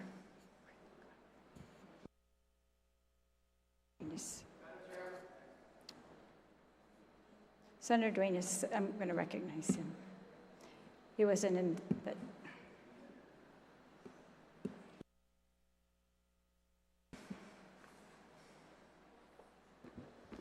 Jesus Masi, Madam Chair. Once again, this might be a great idea. Once again, it may deal with the complaints that come in. But as you said, Madam Speaker, it's been happening. So there's a lot of people right now with parental subdivisions. You pass this amendment in this law, no more for them. Yes, it is, because you're changing it so that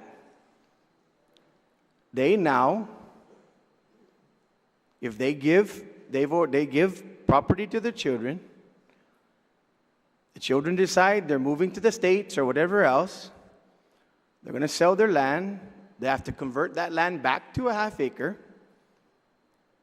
so that I can only have one septic system on it, and they got to sell it as a half acre. They might not even be able to sell it as a half acre because they only have a quarter right now in the last one, and they have a sixth in this one. That's exactly what's going to happen, and that's because like you said, they're doing it. So this is the issue. Because you know, I know, I would imagine everybody on this floor knows. And so to make this substantive amendment, basically changing the subdivision law under parental, there's going to be a lot of people that are going to try to sell their land, and nope, the 175-37 passed, signed into law. This amendment was placed in there, and you cannot. You have to build on it, or you have to convert it back to a half acre. That's exactly what's happening here, Madam Speaker. There's no question about that. So it might be a wonderful idea. But that wonderful idea is correcting something in law that should be a standalone bill.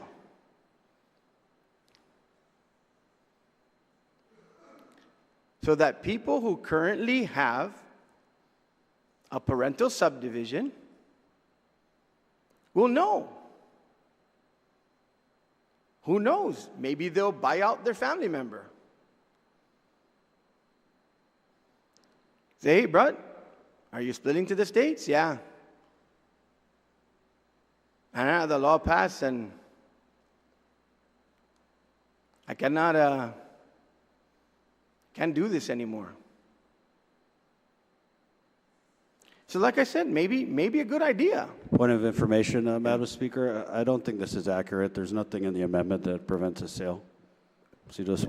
That is absolutely not true. It prevents the sale in the condition of its subdivision. It prevents the sale in the condition of the subdivision. Just to reiterate my point of information, ma'am, again, there's nothing in the amendment that prevents a sale. You're wrong. The sale is controlled by the statute. No sale for 5 years. I understand, but so what? So after 5 years, and that's supposed to be what's happening now. That's why you said that's what's been happening. You said that on the record here, Madam Speaker. So yes, after 5 years, but the bottom line is that so a lot of people might be having their land for 5 years or more. But this law says no. Some people might hold their land for 5 years. Or after 5 years decide to do the same thing.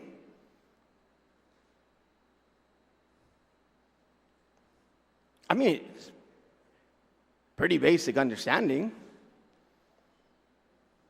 It's what you said. You wanted to stop the inequity. You got complaints from people who have half acre, and they're like, hey, not fair. Okay, not fair, change the law, but please do it as a standalone so people can come down and talk about it.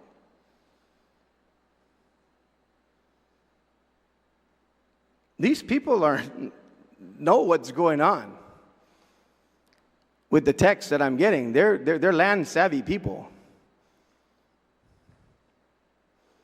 And they've known, in fact, they knew 3 legislatures ago, Madam Speaker, this was what was being attempted, essentially. But it was a little bit more extreme because the senator proposing the bill said no more of everything. That's actually what started this whole ball of wax. There was a senator who proposed to shut it down. Okay, great idea. Where's your $5 billion for sewer infrastructure to go in? Do you got a companion bill with that? And then once again, I heard about science. I read you science earlier from Weary. I won't bother reading again. You know what I read. There is no conclusive evidence at this time. It's in the report. That the nitrate increases are directly correlated with septic systems over the GPZ. Now, what they do say is, going back to once again, this whole wellhead discussion,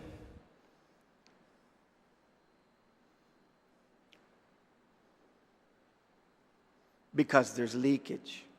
Whether, I guess, I'll go down to Tsout and I'll measure it. Whether it's 1,000 feet, or whether it is, I think, down in Tsout within a few hundred feet. I was down there because I went to look at it. Why the Hanum Taki was in Odut and Sinahanya. I said, good night, Senator. Maybe that was the only spot. No, that's no. That pipe right over there, sewer now. It's the Hanum. And the Hanum was lower than the sewer. We all know that Taki rolls downhill and water seeks its level. So zangin tadza pressure gyal mi pipe, a hollow mi Taki. And babe faucet, ayede, Hanum Taki. Loesta makarehi and now. Okay? So, great idea. So let's bring everybody down to the legislature to talk about this great idea.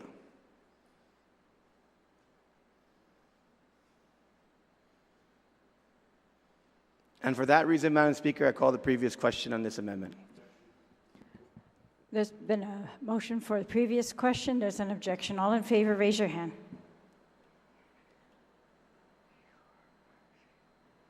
Motion carries.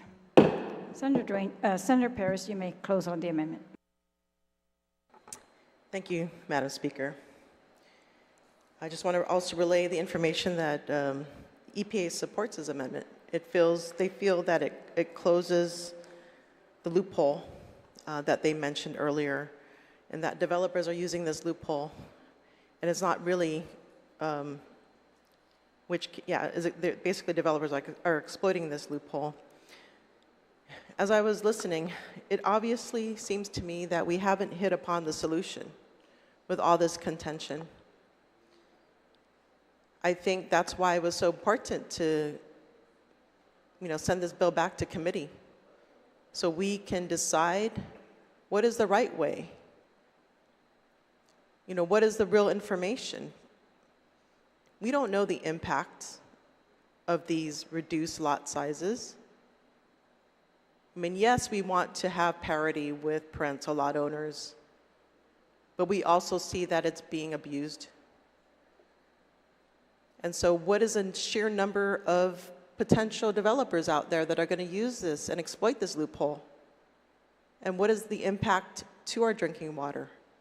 And that's why it's so important that we put a pause on this bill to get the facts, to really understand the impacts, which is why I sent a letter to the AG. It not only affects our drinking water, it can also affect our consent decrees. It could affect federal funding, which our government has been dependent upon these past couple years. There's wide impacts. And I do want to find a solution as much as my colleagues. I want to come to an agreement and an understanding, but based on understanding and facts. I think this is what the people have asked us to do. What this amendment does, it closes that loophole to at least address environmental concerns. As much as we want to close our eyes, the solution is not one way or the other, but there has to be an understanding. I think there's other solutions out there, and it's not this bill, apparently. Because this bill has brought so much contention, and when a solution is right, there should not be this amount of disagreement. Because we've seen this, and I know the term consensus, right? The term of consensus, I think it's about really listening to both sides and figuring out what works for both sides.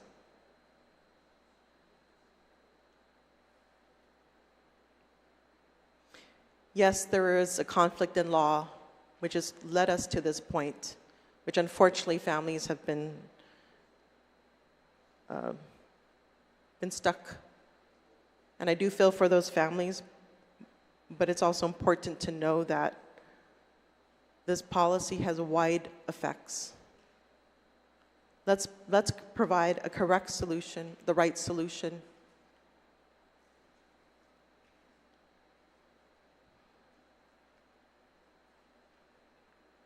This at least closes a loophole.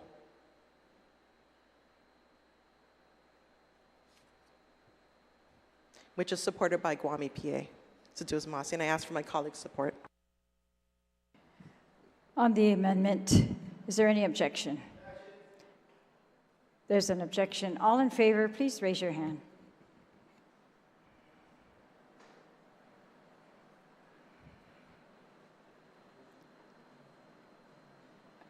Amendment fails.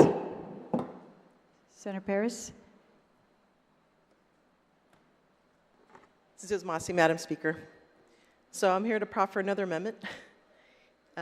It's actually, the sponsor actually asked me to proffer it. It's Section 15, so promulgation of rules and regulations. Guam EPA shall promulgate rules and regulations to permit the installation, maintenance, operation of Type 2 and Type 4 facilities as soon as practicable and no later than 12 months after enactment. Yeah, I mean, considering there's a lot to do with this, I think they need that time to make sure they have the proper regs in place. Thank you. Thank you. On the amendment, Senator Teichgui. Thank you, Madam Speaker. I stand in full support of that amendment. Like I said, I had the opportunity after session. This was, gosh, we've been in session all week. I think it was Wednesday or when we first started speaking on the bill. I called up EPA and I asked them some of the concerns that they have in the legislation. One of them was brought to my attention about the timeline in creating the rules and regulations. Because they deal with federal agencies, Region 9, as well as, just basically shorthanded over at EPA, that they're asking that they increase it to at least 12 months. It doesn't mean, Madam Speaker, they can't do it any sooner. I mean, of course, in the interim, they can do it sooner if they'd like to, but I got word that this is something that they're requesting for, just to make sure, so they meet that deadline. And again, they can always do it, sooner if they get the assistance they need. So I stand in full support of that amendment. Thank you, Madam Speaker. Thank you, Senator Teichgui. Senator Brown, you're recognized.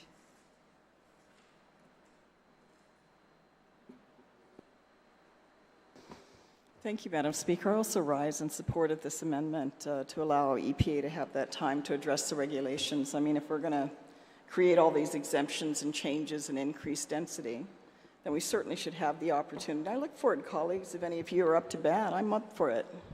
Let's see if we increase the amount of appropriation we make to Guam EPA this budget year. Because my goodness, the last 32, 33 years, almost 34 years since I first started at Guam EPA, we have the exact same staffing capacity, and yet the responsibilities and the need for ensuring compliance, inspections out there, follow through. I mean, we don't have to go far, remember? Look at what we had to deal with last year on a major project that they themselves signed off on for construction on the solar farm at Marbo, on a project of that magnitude that they, tell us, oh, we didn't have enough resources, we didn't have enough staff, we didn't have enough this, we didn't have enough that. And that's the reality, I guess, to a certain degree, even though, of course, I would not be permitting projects we could not inspect or have the resources to inspect. So yeah, guys, I'm up for it. Put your money where your mouth is this time around. Let's see. Because we got money to spend on anything and everything else under the sun. And we talk about how we're there for the environment, but I don't see it. It hasn't happened yet. We're not appropriating more resources to them to go out there and do these inspections. God forbid, with all the authorities Guam EP does have, they'd make a lot of people uncomfortable if they actually did true enforcement out there, because we see violations every single day. And those threats are growing. And the threats to our drinking water is growing. And you know what, colleagues? Yeah, put whatever amendments you want to put on the floor and debate it. I mean, now we're being criticized for putting amendments. No, we got to do it separate. We got to do this. We got to do that. Call each other by name and be real condescending, especially against women here. Wow, that's real manly of some of you guys. But I support this amendment, Madam Speaker. I think if you're going to make these exemptions, which this bill allows, if this bill did nothing, we wouldn't be talking about the need for these amendments, because it creates other dynamics that should require, because of the existing threats that we've discussed. I mean, our people are going to see it when they get their water bill and going to be wanting to ask them, hey, how come our water bill? What's this? Then I can barely pay for all this on top of it, because everybody ain't getting $30,000 raises these days, right? 36, 38, whatever it is. But when they see their water bill and then they're told, oh, well, we got all these contaminants and federal EPA is regulating us, and if we don't, gosh, maybe federal government might take over receivership of the Guam Waterworks Authority. Or maybe that's what it's going to have to take, because our own leaders hear us don't make responsible decisions, like we didn't make responsible decisions with the construction of the landfill, because there's too much politics involved, too many interests and fingers had their fingers in that. So what did the leadership of Guam do? Drag it on and do nothing. What did we do with the prison? Same situation. What did we do with behavioral health? Same situation. Because when the time comes to make the right decisions, the responsible decisions, and you know what, belly up to the bar and put the money on the table to pay for it, our leadership chose not to do it. Our leadership looked every other way except where they needed to address these concerns, and then we complain, big brother's coming in telling us what to do. And when you look what they're mandating us to do, those are things we should have been doing ourselves. Why does someone have to tell us how to do the right thing in the interest of our community? So when you want to increase density, by all means, there's nothing wrong with putting amendments on the floor to address how you can properly regulate that, how you can ensure that that decision doesn't create more adverse consequences, especially when exemptions have been put in the law. Because sure, that's what previous legislatures did to make the problem go away. They simply said, oh, you can keep subdividing, make it smaller, make it substandard, and you will have this special privilege. Great. Then make it used for its intended purpose. But we know, because of the players here, I think the people of Guam can see themselves, because they can make their own determination when they see who's leading an initiative. Because I'll tell you, Madam Speaker, if enough people had to come and file being lobbyists, how many of us get approached by special interest on a regular basis? With money in hand, get that check for your campaign. Make sure you get that $1,000 check, colleagues. But this is a responsible thing that we should do. Give them the time they need to do it. Because this will happen in the next few years. This is going to happen within some people's political lives here. And we should make responsible decisions when we increase density, especially up north, especially that's where our dependents are. Because it's hard to come and talk about how you're here, how we are running to make our people's lives better. You should vote for us because we're going to improve everything. We're the ticket to that. But when the time comes, wow, it's a different story. So I definitely rise in support of this amendment, Madam Speaker, which will probably get voted down again. But every action has a reaction. And for those of us that continue to advocate for safe, clean drinking water, I'll deal with it. I'm willing to. I think there's some things that are not negotiable, some things we shouldn't be selling ourselves out for. So I definitely rise in support of this amendment. Thank you, Madam Speaker. Thank you, Senator. Senator Barnett, then Duenas, then Fisher. Sidos Masi, Madam Speaker.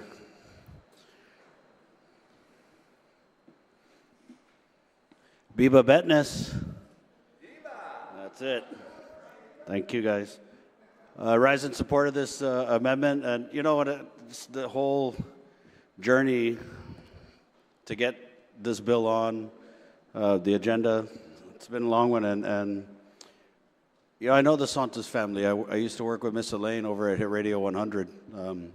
She's the first lady I saw right when I came into the station every morning. I came in a little bit earlier than her, but so I thought, okay, if this bill's about the decedent lots and creating the equity that everyone's talking about, I don't think, again, anybody in this body had an issue with that. What our initial outrage and concern was in the attempt to subdivide the decedent lots to 6 per acre, but then the substituted version came out at 4, which the regulatory agencies supported, but I don't believe that means that we're obligated to pass the bill as is and just run it through. I've noticed many times in this body, some of my colleagues have attempted to limit our authority and criticize even our basic responsibilities in this body. Things as simple as proffering and discussing and debating amendments. And people are watching. A lot of people are watching, and I think they're seeing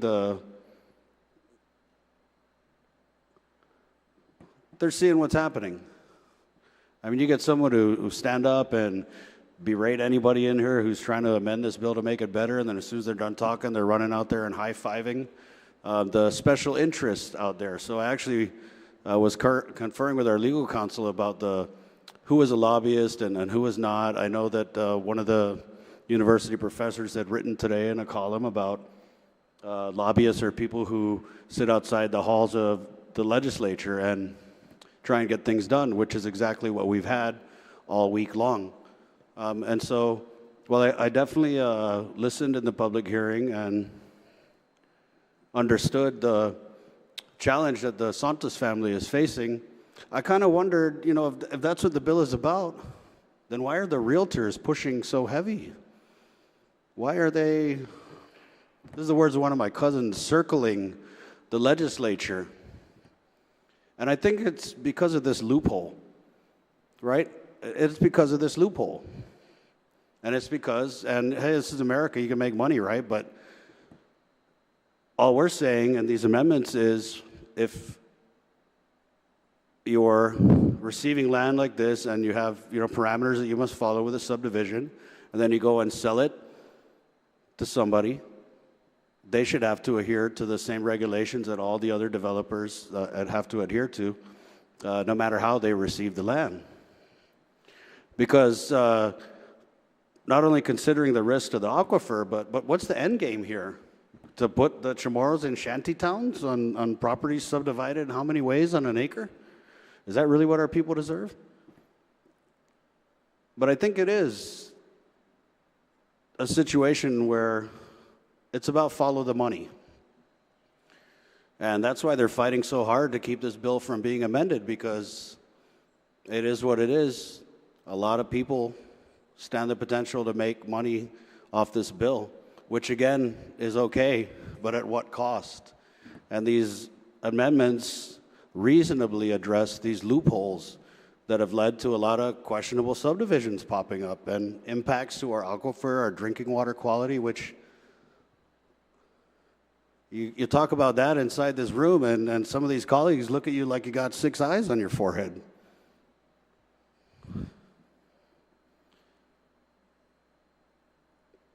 I mean, our environment is very challenged. And we have a responsibility, again, and we're not trying to shut down the bill. I think every amendment that's been proffered has been very, very reasonable. And frankly, it's been very disappointing to see so many of our colleagues raise their hands to end debate and discussion on this measure, on any measure, really. I mean, we were elected to come in here and be the people's voice, yet we have other elected officials in here trying to silence the voices of our people by silencing the debate and discussion on the floor. You know, it's almost like you go into an MMA fight and they ring the bell, and then all of a sudden you're like, oh, no fair punching in the stomach. This is what we're here to do. We're here to debate and discuss these ideas, and I'll tell you, anytime someone doesn't want to talk about something in the light of day, there's an issue. I think it's very clear to see, you see how mad they're getting in here? A lot of people are saying, why are they so mad? Why they keep going outside?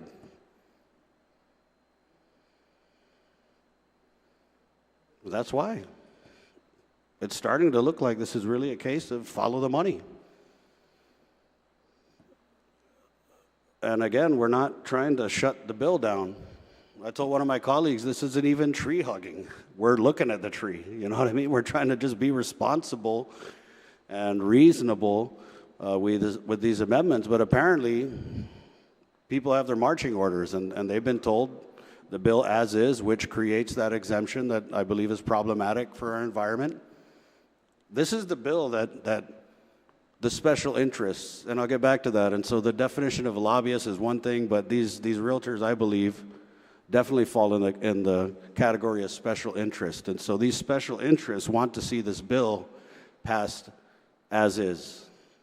And you know, the previous speaker's right. I'm pretty sure what we're going to see, the $1,000 donations per election. Objection. Maybe not even this election. Objection, madam. I resent being accused of objection's criminality not by allowed. this gentleman. There's no objection No one allowed. else has Please. taken $4,500 There's no objection, from sir. You're lobbyists out of to order. get Senator the Fisher. hospital built in Senator Tamunin. Fisher, you're out of order. Thank you, ma'am.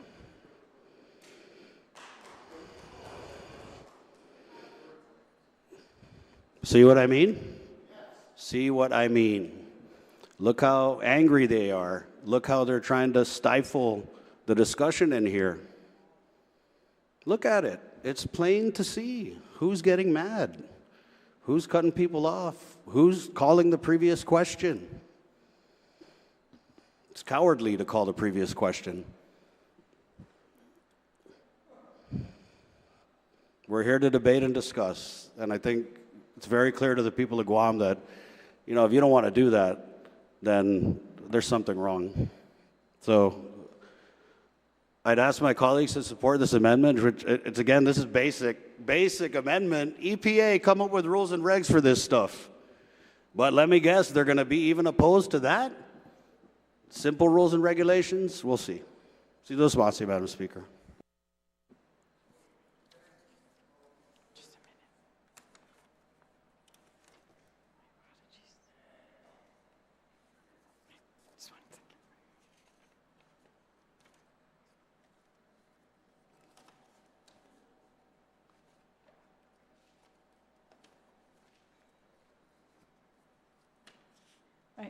Just 1 minute recess.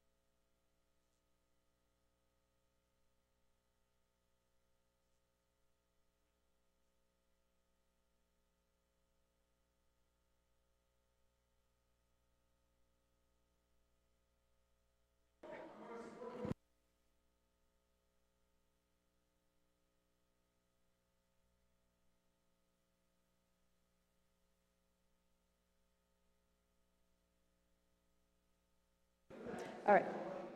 We're back from recess. On the amendment, Senator Dueñas.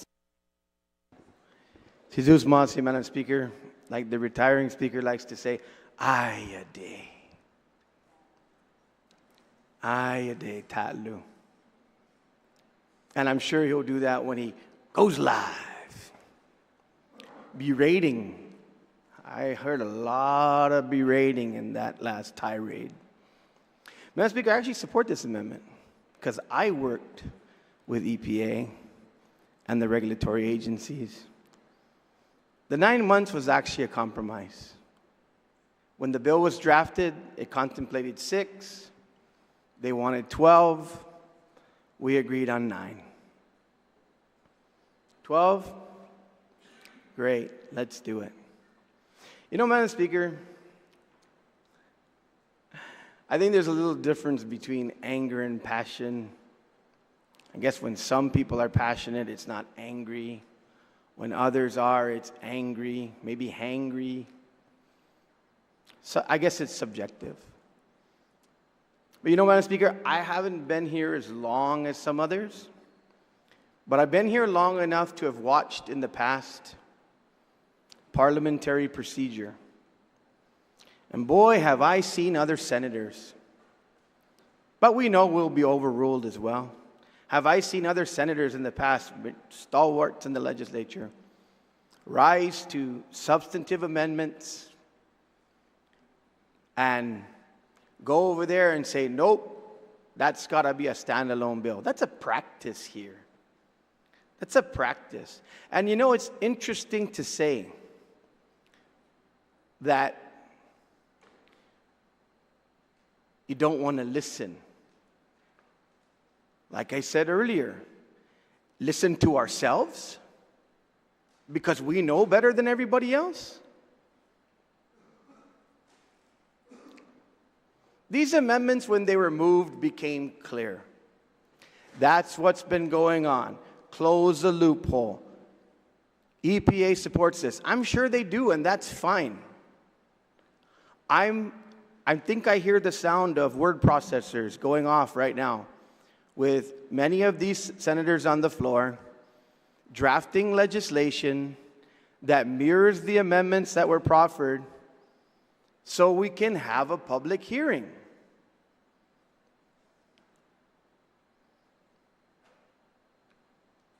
I'm sure come Monday, when the clerk's office opens, there's going to be a rush to the front door, introduce these amendments to change parental antecedent, regardless of type 4 systems, to change the law that when you receive your property through love and affection of your parents, or the court issuing it to you, that's just for you. And I'm not sure about consanguinity, Madam Speaker. I'm not sure that that's true, that if it's your brother or your sister, you can buy it. Because you're not your brother or your sister. You have your own special DNA. And we would have to get a legal clarification on that, whether or not consanguinity matters in this situation of estate law. Ay namin ang technical esti. But no. Hita tsogi. Because we're here. Time and time again, I remember, boy, very, very, very bravo senators in the 31st, in the 32nd, they would go tearing up to the legal. Then they'd get back on the floor and say, Madam Speaker, I want a parliamentary ruling on this amendment. Is it substantively different? Is it germane? Adding a new section. No public hearing.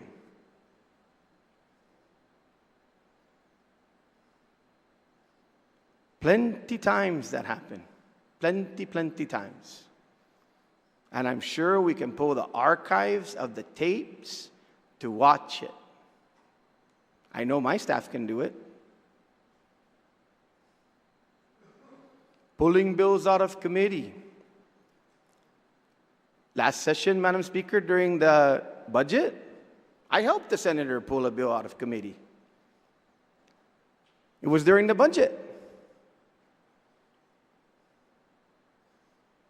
Because the bill wasn't being heard.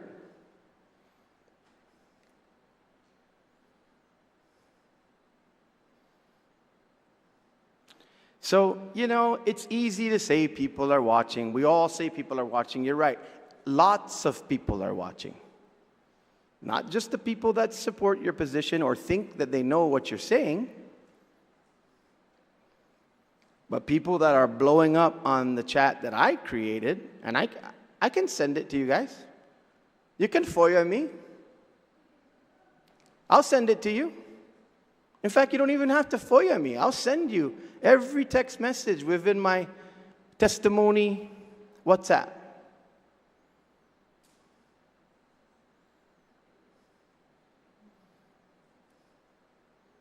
The one I created for this bill.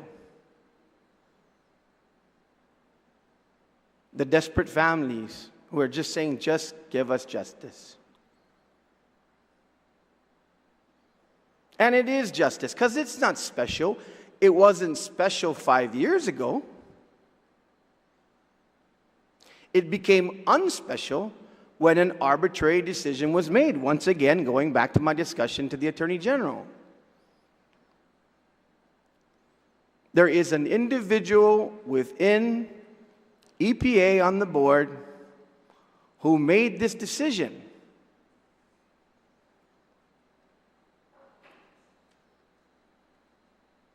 And when the decision was made, the solution was, okay, we are going to decrease density by increasing the maximum allowable.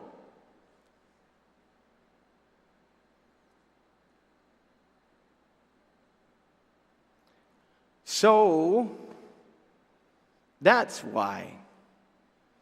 so that the same people that were watching when I guess what my colleague termed as not berating, I got a little bit different feeling about that.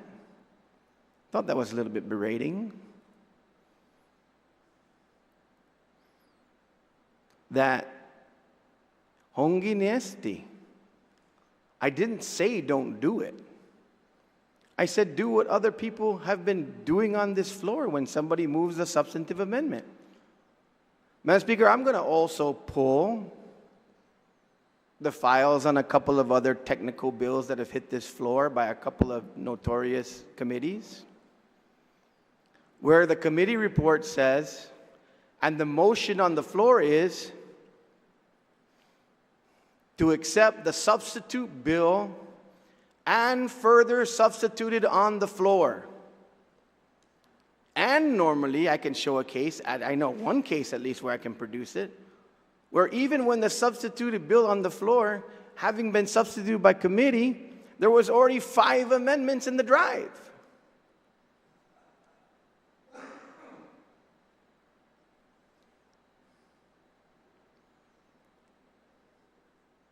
But, you know, some of us were like, wait a minute, you know, this is to try to deal with our issues with how we're going to go finance to fix the, you know, the sewer issues. This is going to deal with, we need to change procurement law. Very technical, very hard. I get that. That is technical, hard bills. And you know what? I voted for those bills. I even voted to allow them on the floor. I didn't object. Because I knew, yeah, they're technical. So that happens. But my goodness,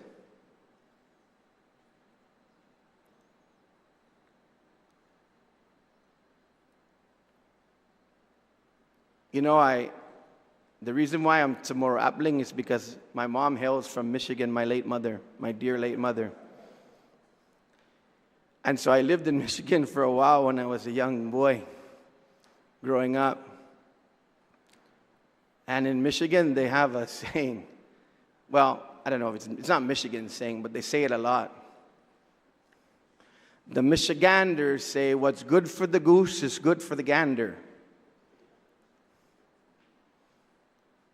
Maybe Senator Jesse Lujan, because he was chuckling, but he said, hey, your Tamoro's getting better, boy. He can call me boy because he's older than me. But, you know, that's the thing. So like I said, I hope Monday, you know, Quinn, get ready. I can call you by name because you're not on the floor. What's your village, Quinn? In Ilan. Ooh, that's a good one. That's where my family's from, too. But yeah, so in closing, Madam Speaker, you know, yes, Mr. Governor, sunshine, let's go. Let's have sunshine. Let's see the bills introduced. Let's have public hearing and let the games begin.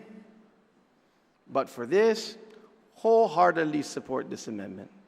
3 additional months, probably would have had to be 2 years had we adopted most of these amendments here, because I think when the board meetings would have started, they would have had a lot of visitors up there. But that's okay. Those same visitors can come down to the legislature now when that legislation is introduced, and we'll all spend the time and the due diligence here doing our job. And you know what? Debating with other people than ourselves. A lot of sharp people in here. But I tell you what, when I attend public hearings,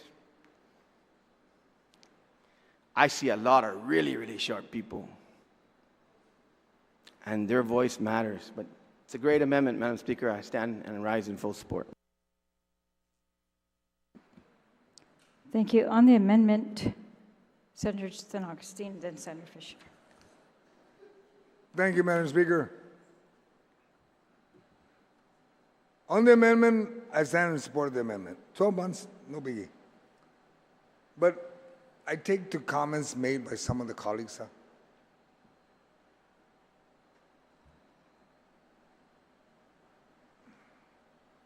Pabialog na ay sa malfunction no i sistema, but ahi pinugiaga na obarskoba.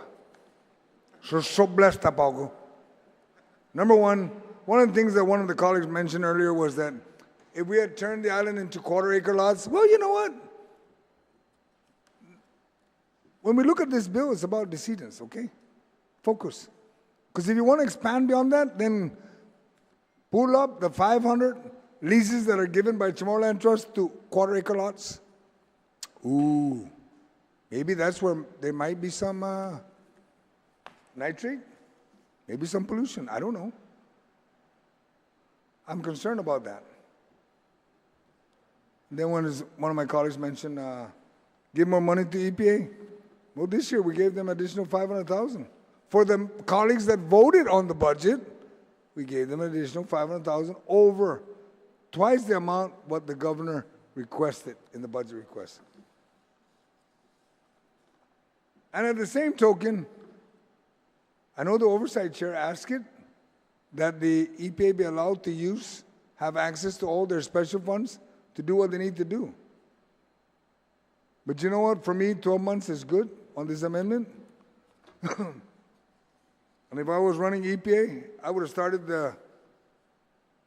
looking over a draft rules and regulation, because why the bill was introduced. And maybe because I'm a retired military, that's how we do business. We don't wait until we're told. When you know it's ready writing on the wall, start acting on it. And if you have to wait to be told officially, Pago, shame on you. But with that, Madam Speaker, I support the amendment, and we can just move on. And if anybody wants to give me donation, if you're realtors, I accept them all. I accept donation from everybody, but it doesn't buy my vote. I go through whatever bill it is, and I move from there. And they know that. Most of them, they know. I'm in the same age group as Senator Lujan. The rest of you are still a little bit lower, just a little bit lower. But low enough is good enough for me. Thank you. On the amendment, Senator Fisher, your record.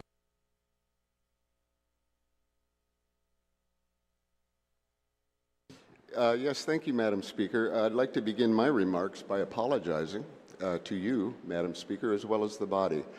I agree with you, Madam Speaker. I was out of order when I took loud, insistent, and great exception to being called a crook.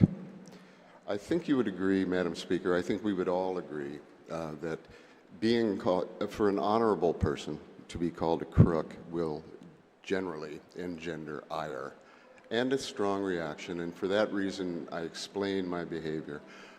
Because as an honorable person to be called a crook is a wound, and Madam Speaker, I don't think honorable people would make the accusation if they didn't have the goods.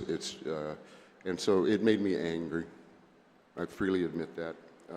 I'm not aware that anybody in this chamber, including yourself, ma'am, is in fact a crook. Ma'am, one of the comments I have, and I think I would address this with the Speaker's permission to the author of this latest amendment. The question is this. The bill sat in committee, I believe your committee, for months and weeks on end, and nothing happened. And no amendment was proposed while my friend sat on the bill. And months went by, and now here we are discussing the bill. And 17 amendments, by my count, 17 amendments have come forth. They are essentially vexatious. This is my question to my friend. Do you agree that your actual motive in submitting so many vexatious amendments is to destroy the bill, not to improve it, and that you are acting in bad faith? That is my question.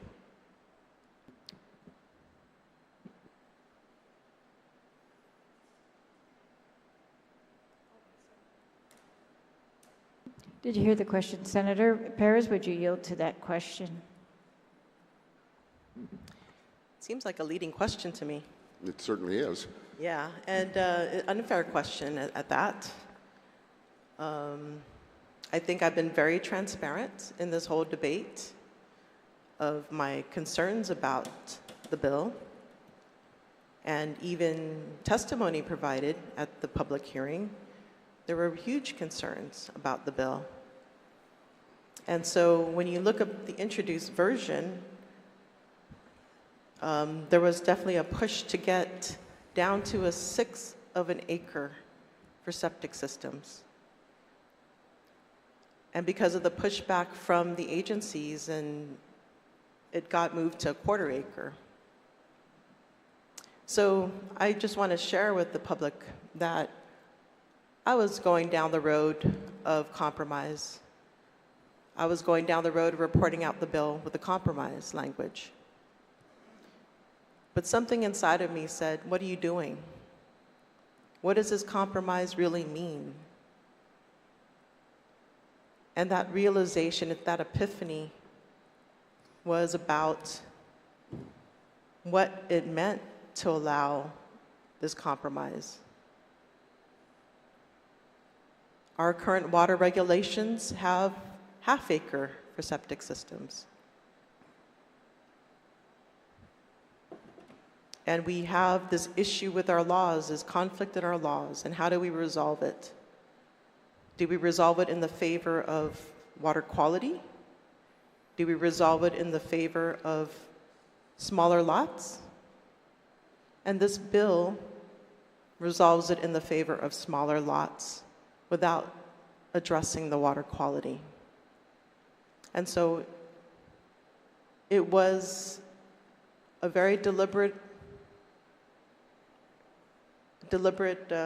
reflection. There was a lot of reflection in this. And it was highly, highly technical. Also, the stakeholders, they don't respond necessarily immediately. So as a committee chair, I take the responsibility very seriously to make sure I have all the information, I can digest the information. And so some of this takes time. And maybe that's what's needed. And we still don't have all the information about the impacts of this bill. How many 1/4 acre lots are going to be developed? How much of our nitrate is going to be increased? This nitrate reducing system reduces it by percentage, but not total amount. So you can have 100, let's say 100 pounds of nitrate reduced down to 50. You can have 200 pounds of nitrate reduced down to 100. That would result in an increase in nitrate. So there's this misconception that a nitrate reducing system consequently reduces nitrate in our drinking water, which is a misconception, a misassumption. And so I take this position seriously. I take the effects that it has on our community seriously.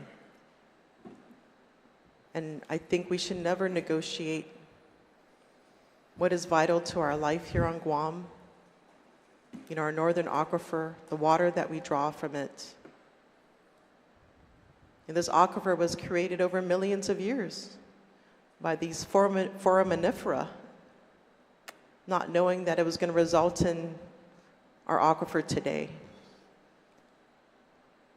I don't think we should take that for granted. I don't think we should take the water we drink and draw from this aquifer for granted. It's really the love of our people. This is what made me think about what was I doing by providing a compromise language. It's serious business, what we're doing here. And I think that the bill without the density, I think that's a good bill. And that's the bill I put out of committee, where we're not increasing density. Let's look at the impacts, make the decisions based on facts. And I think that's where we are at right now, because there's a sudden push to get it out, to get it passed, without really knowing the full information. And how good a policy is that, especially when we're talking about a sole source aquifer?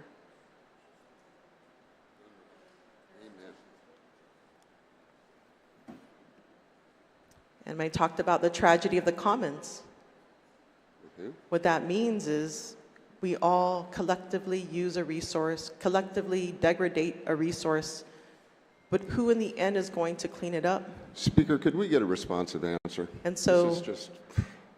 I think that that is a real issue that we as a society have to think about when we're making these decisions about increasing density of septic systems, which by design releases wastewater.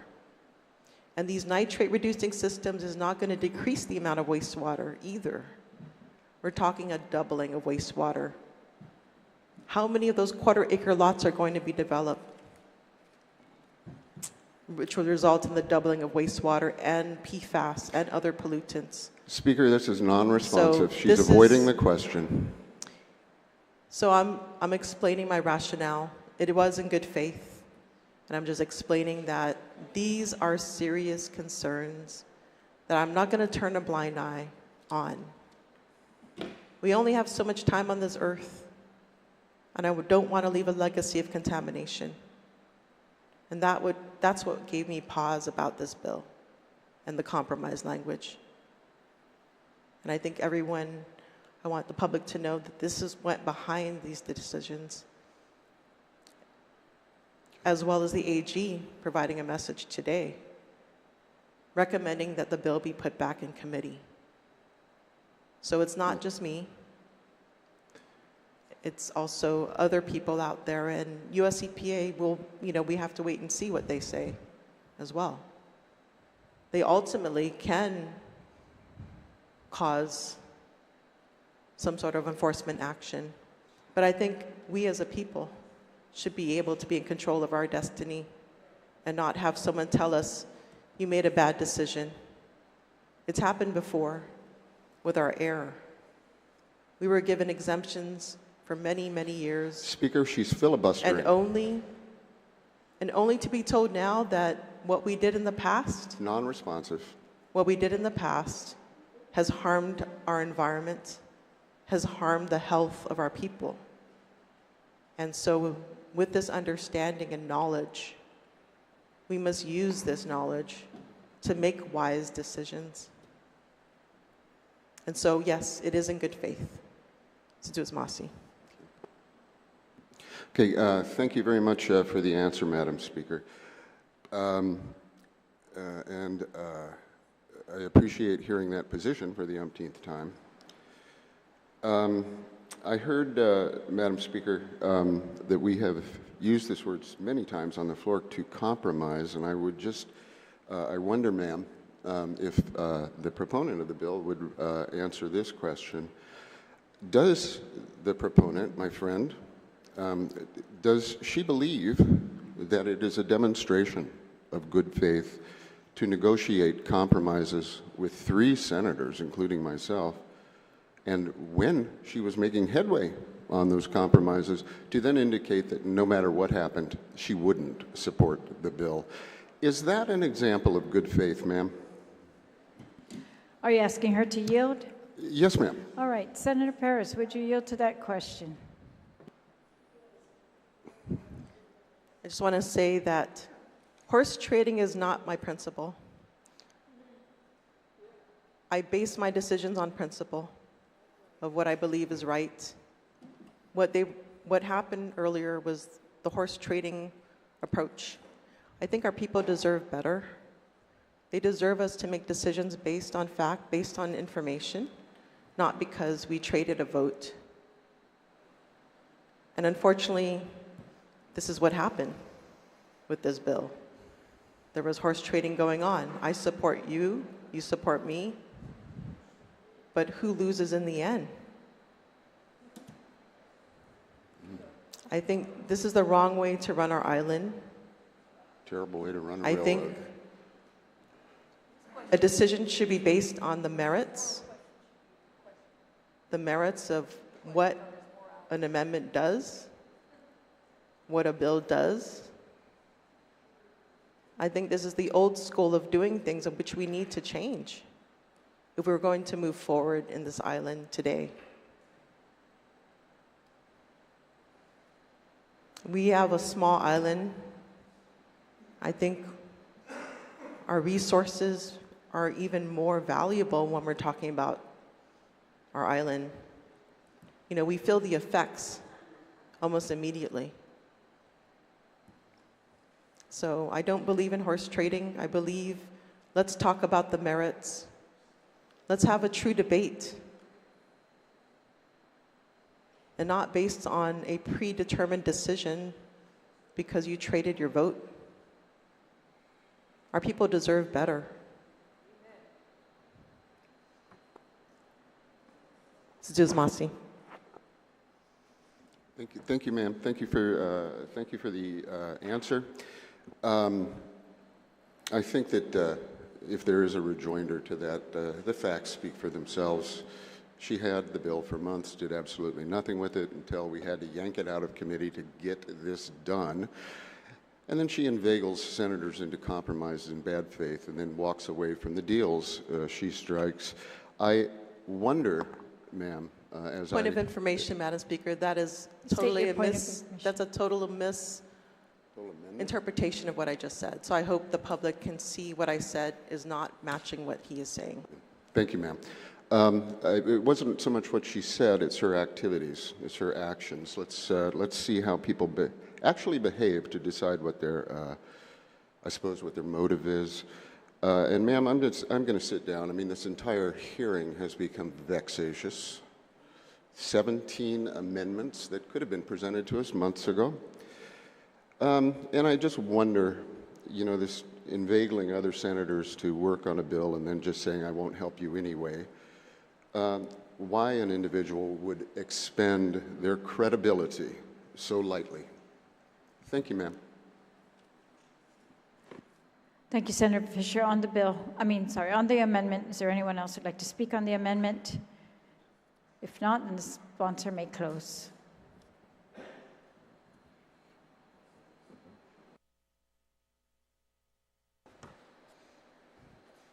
Thank you, Madam Speaker. Again, you know, I was about to go down this road of compromise, but I realized what we are really compromising is the health and safety of our people, our aquifer, our precious aquifer.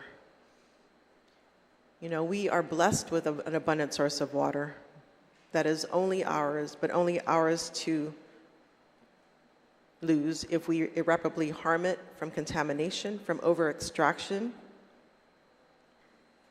and overconsumption.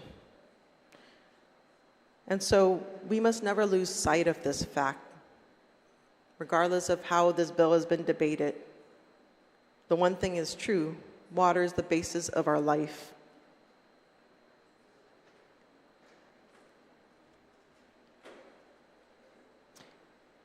And that is why it's so important that we have all the information in front of us to know the true effects of increasing density and how the magnitude of which it's going to be used on our island.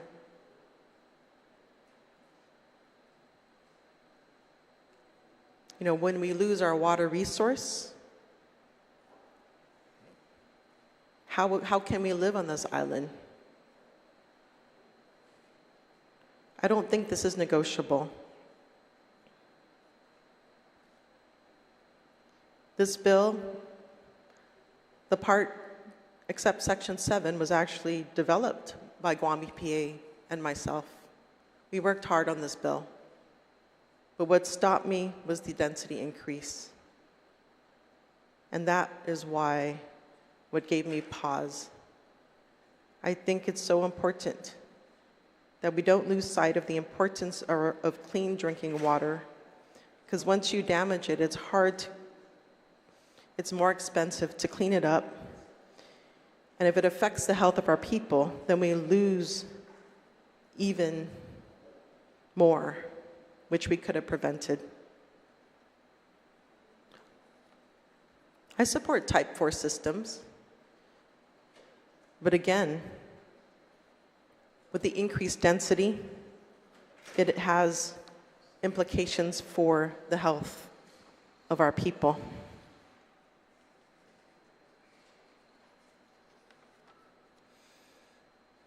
I know I've said many things about increasing density. I'm sure people have heard or tired of it. But really, I think we really need to make that the focus for our island. Do the right thing and not increase the pollution to our drinking water, which most of us live atop of our aquifer. And so what we do can eventually end up in the drinking water.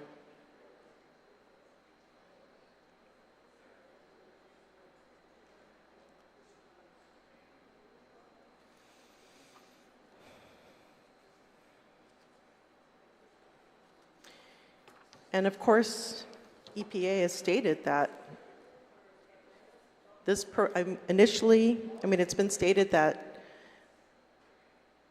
and this is probably the reason why EPA and GWA signed that joint agreement, is because they wanted to give the parental and decedent lots parity, but yet there's a loophole that exists that can be exploited. And that's the last thing we want to do, is to have these unintended consequences of irresponsible development. We need to limit it to those families and not allow this exploitation of our aquifer to occur.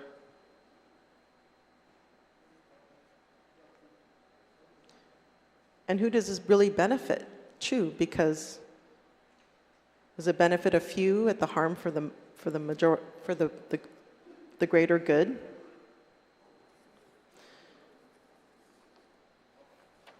Yeah, I think my statements have been pretty clear and transparent, and I think it's important that we don't lose sight of what's important.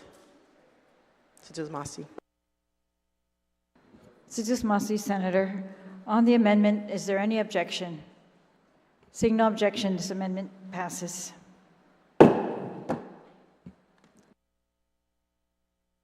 Senator Paris, did you have anything else on the bill? All right, Senator Nicholas on the bill. Ma'am, I'd like to make a motion to pose a previous question, or the main motion. Call for the previous question on the main motion. Thank you. There's a motion for call for previous question to end debate altogether on the bill. At this point,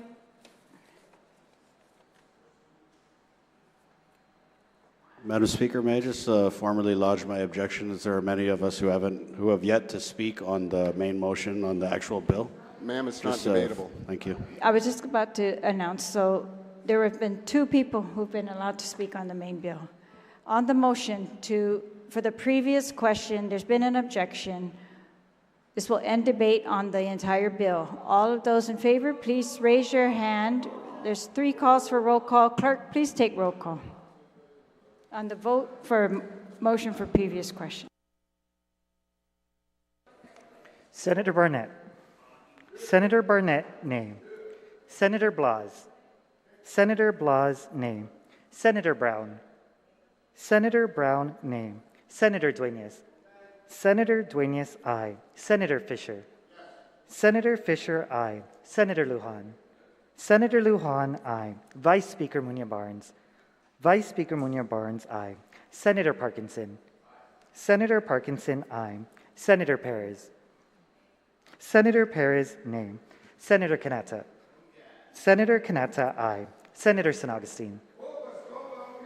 Senator San Augustine, aye. Senator Siniclis. Senator Siniclis, aye. Senator Shelton. On the motion, Madam Speaker, to excuse Senator Shelton, please. There's a motion to excuse Senator Shelton from vote. Is there any objection? There's an objection. All in favor, raise your hand.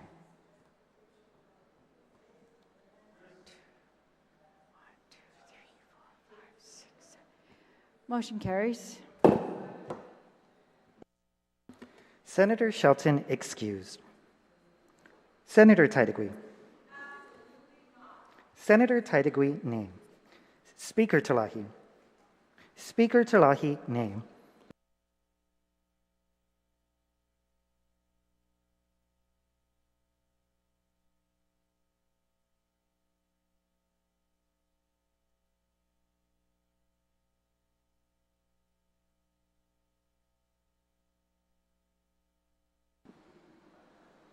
On the motion for the previous question to end debate on Bill 175-37 COR is substituted on the floor. The votes 8 ayes and 6 nays. That motion is duly passed.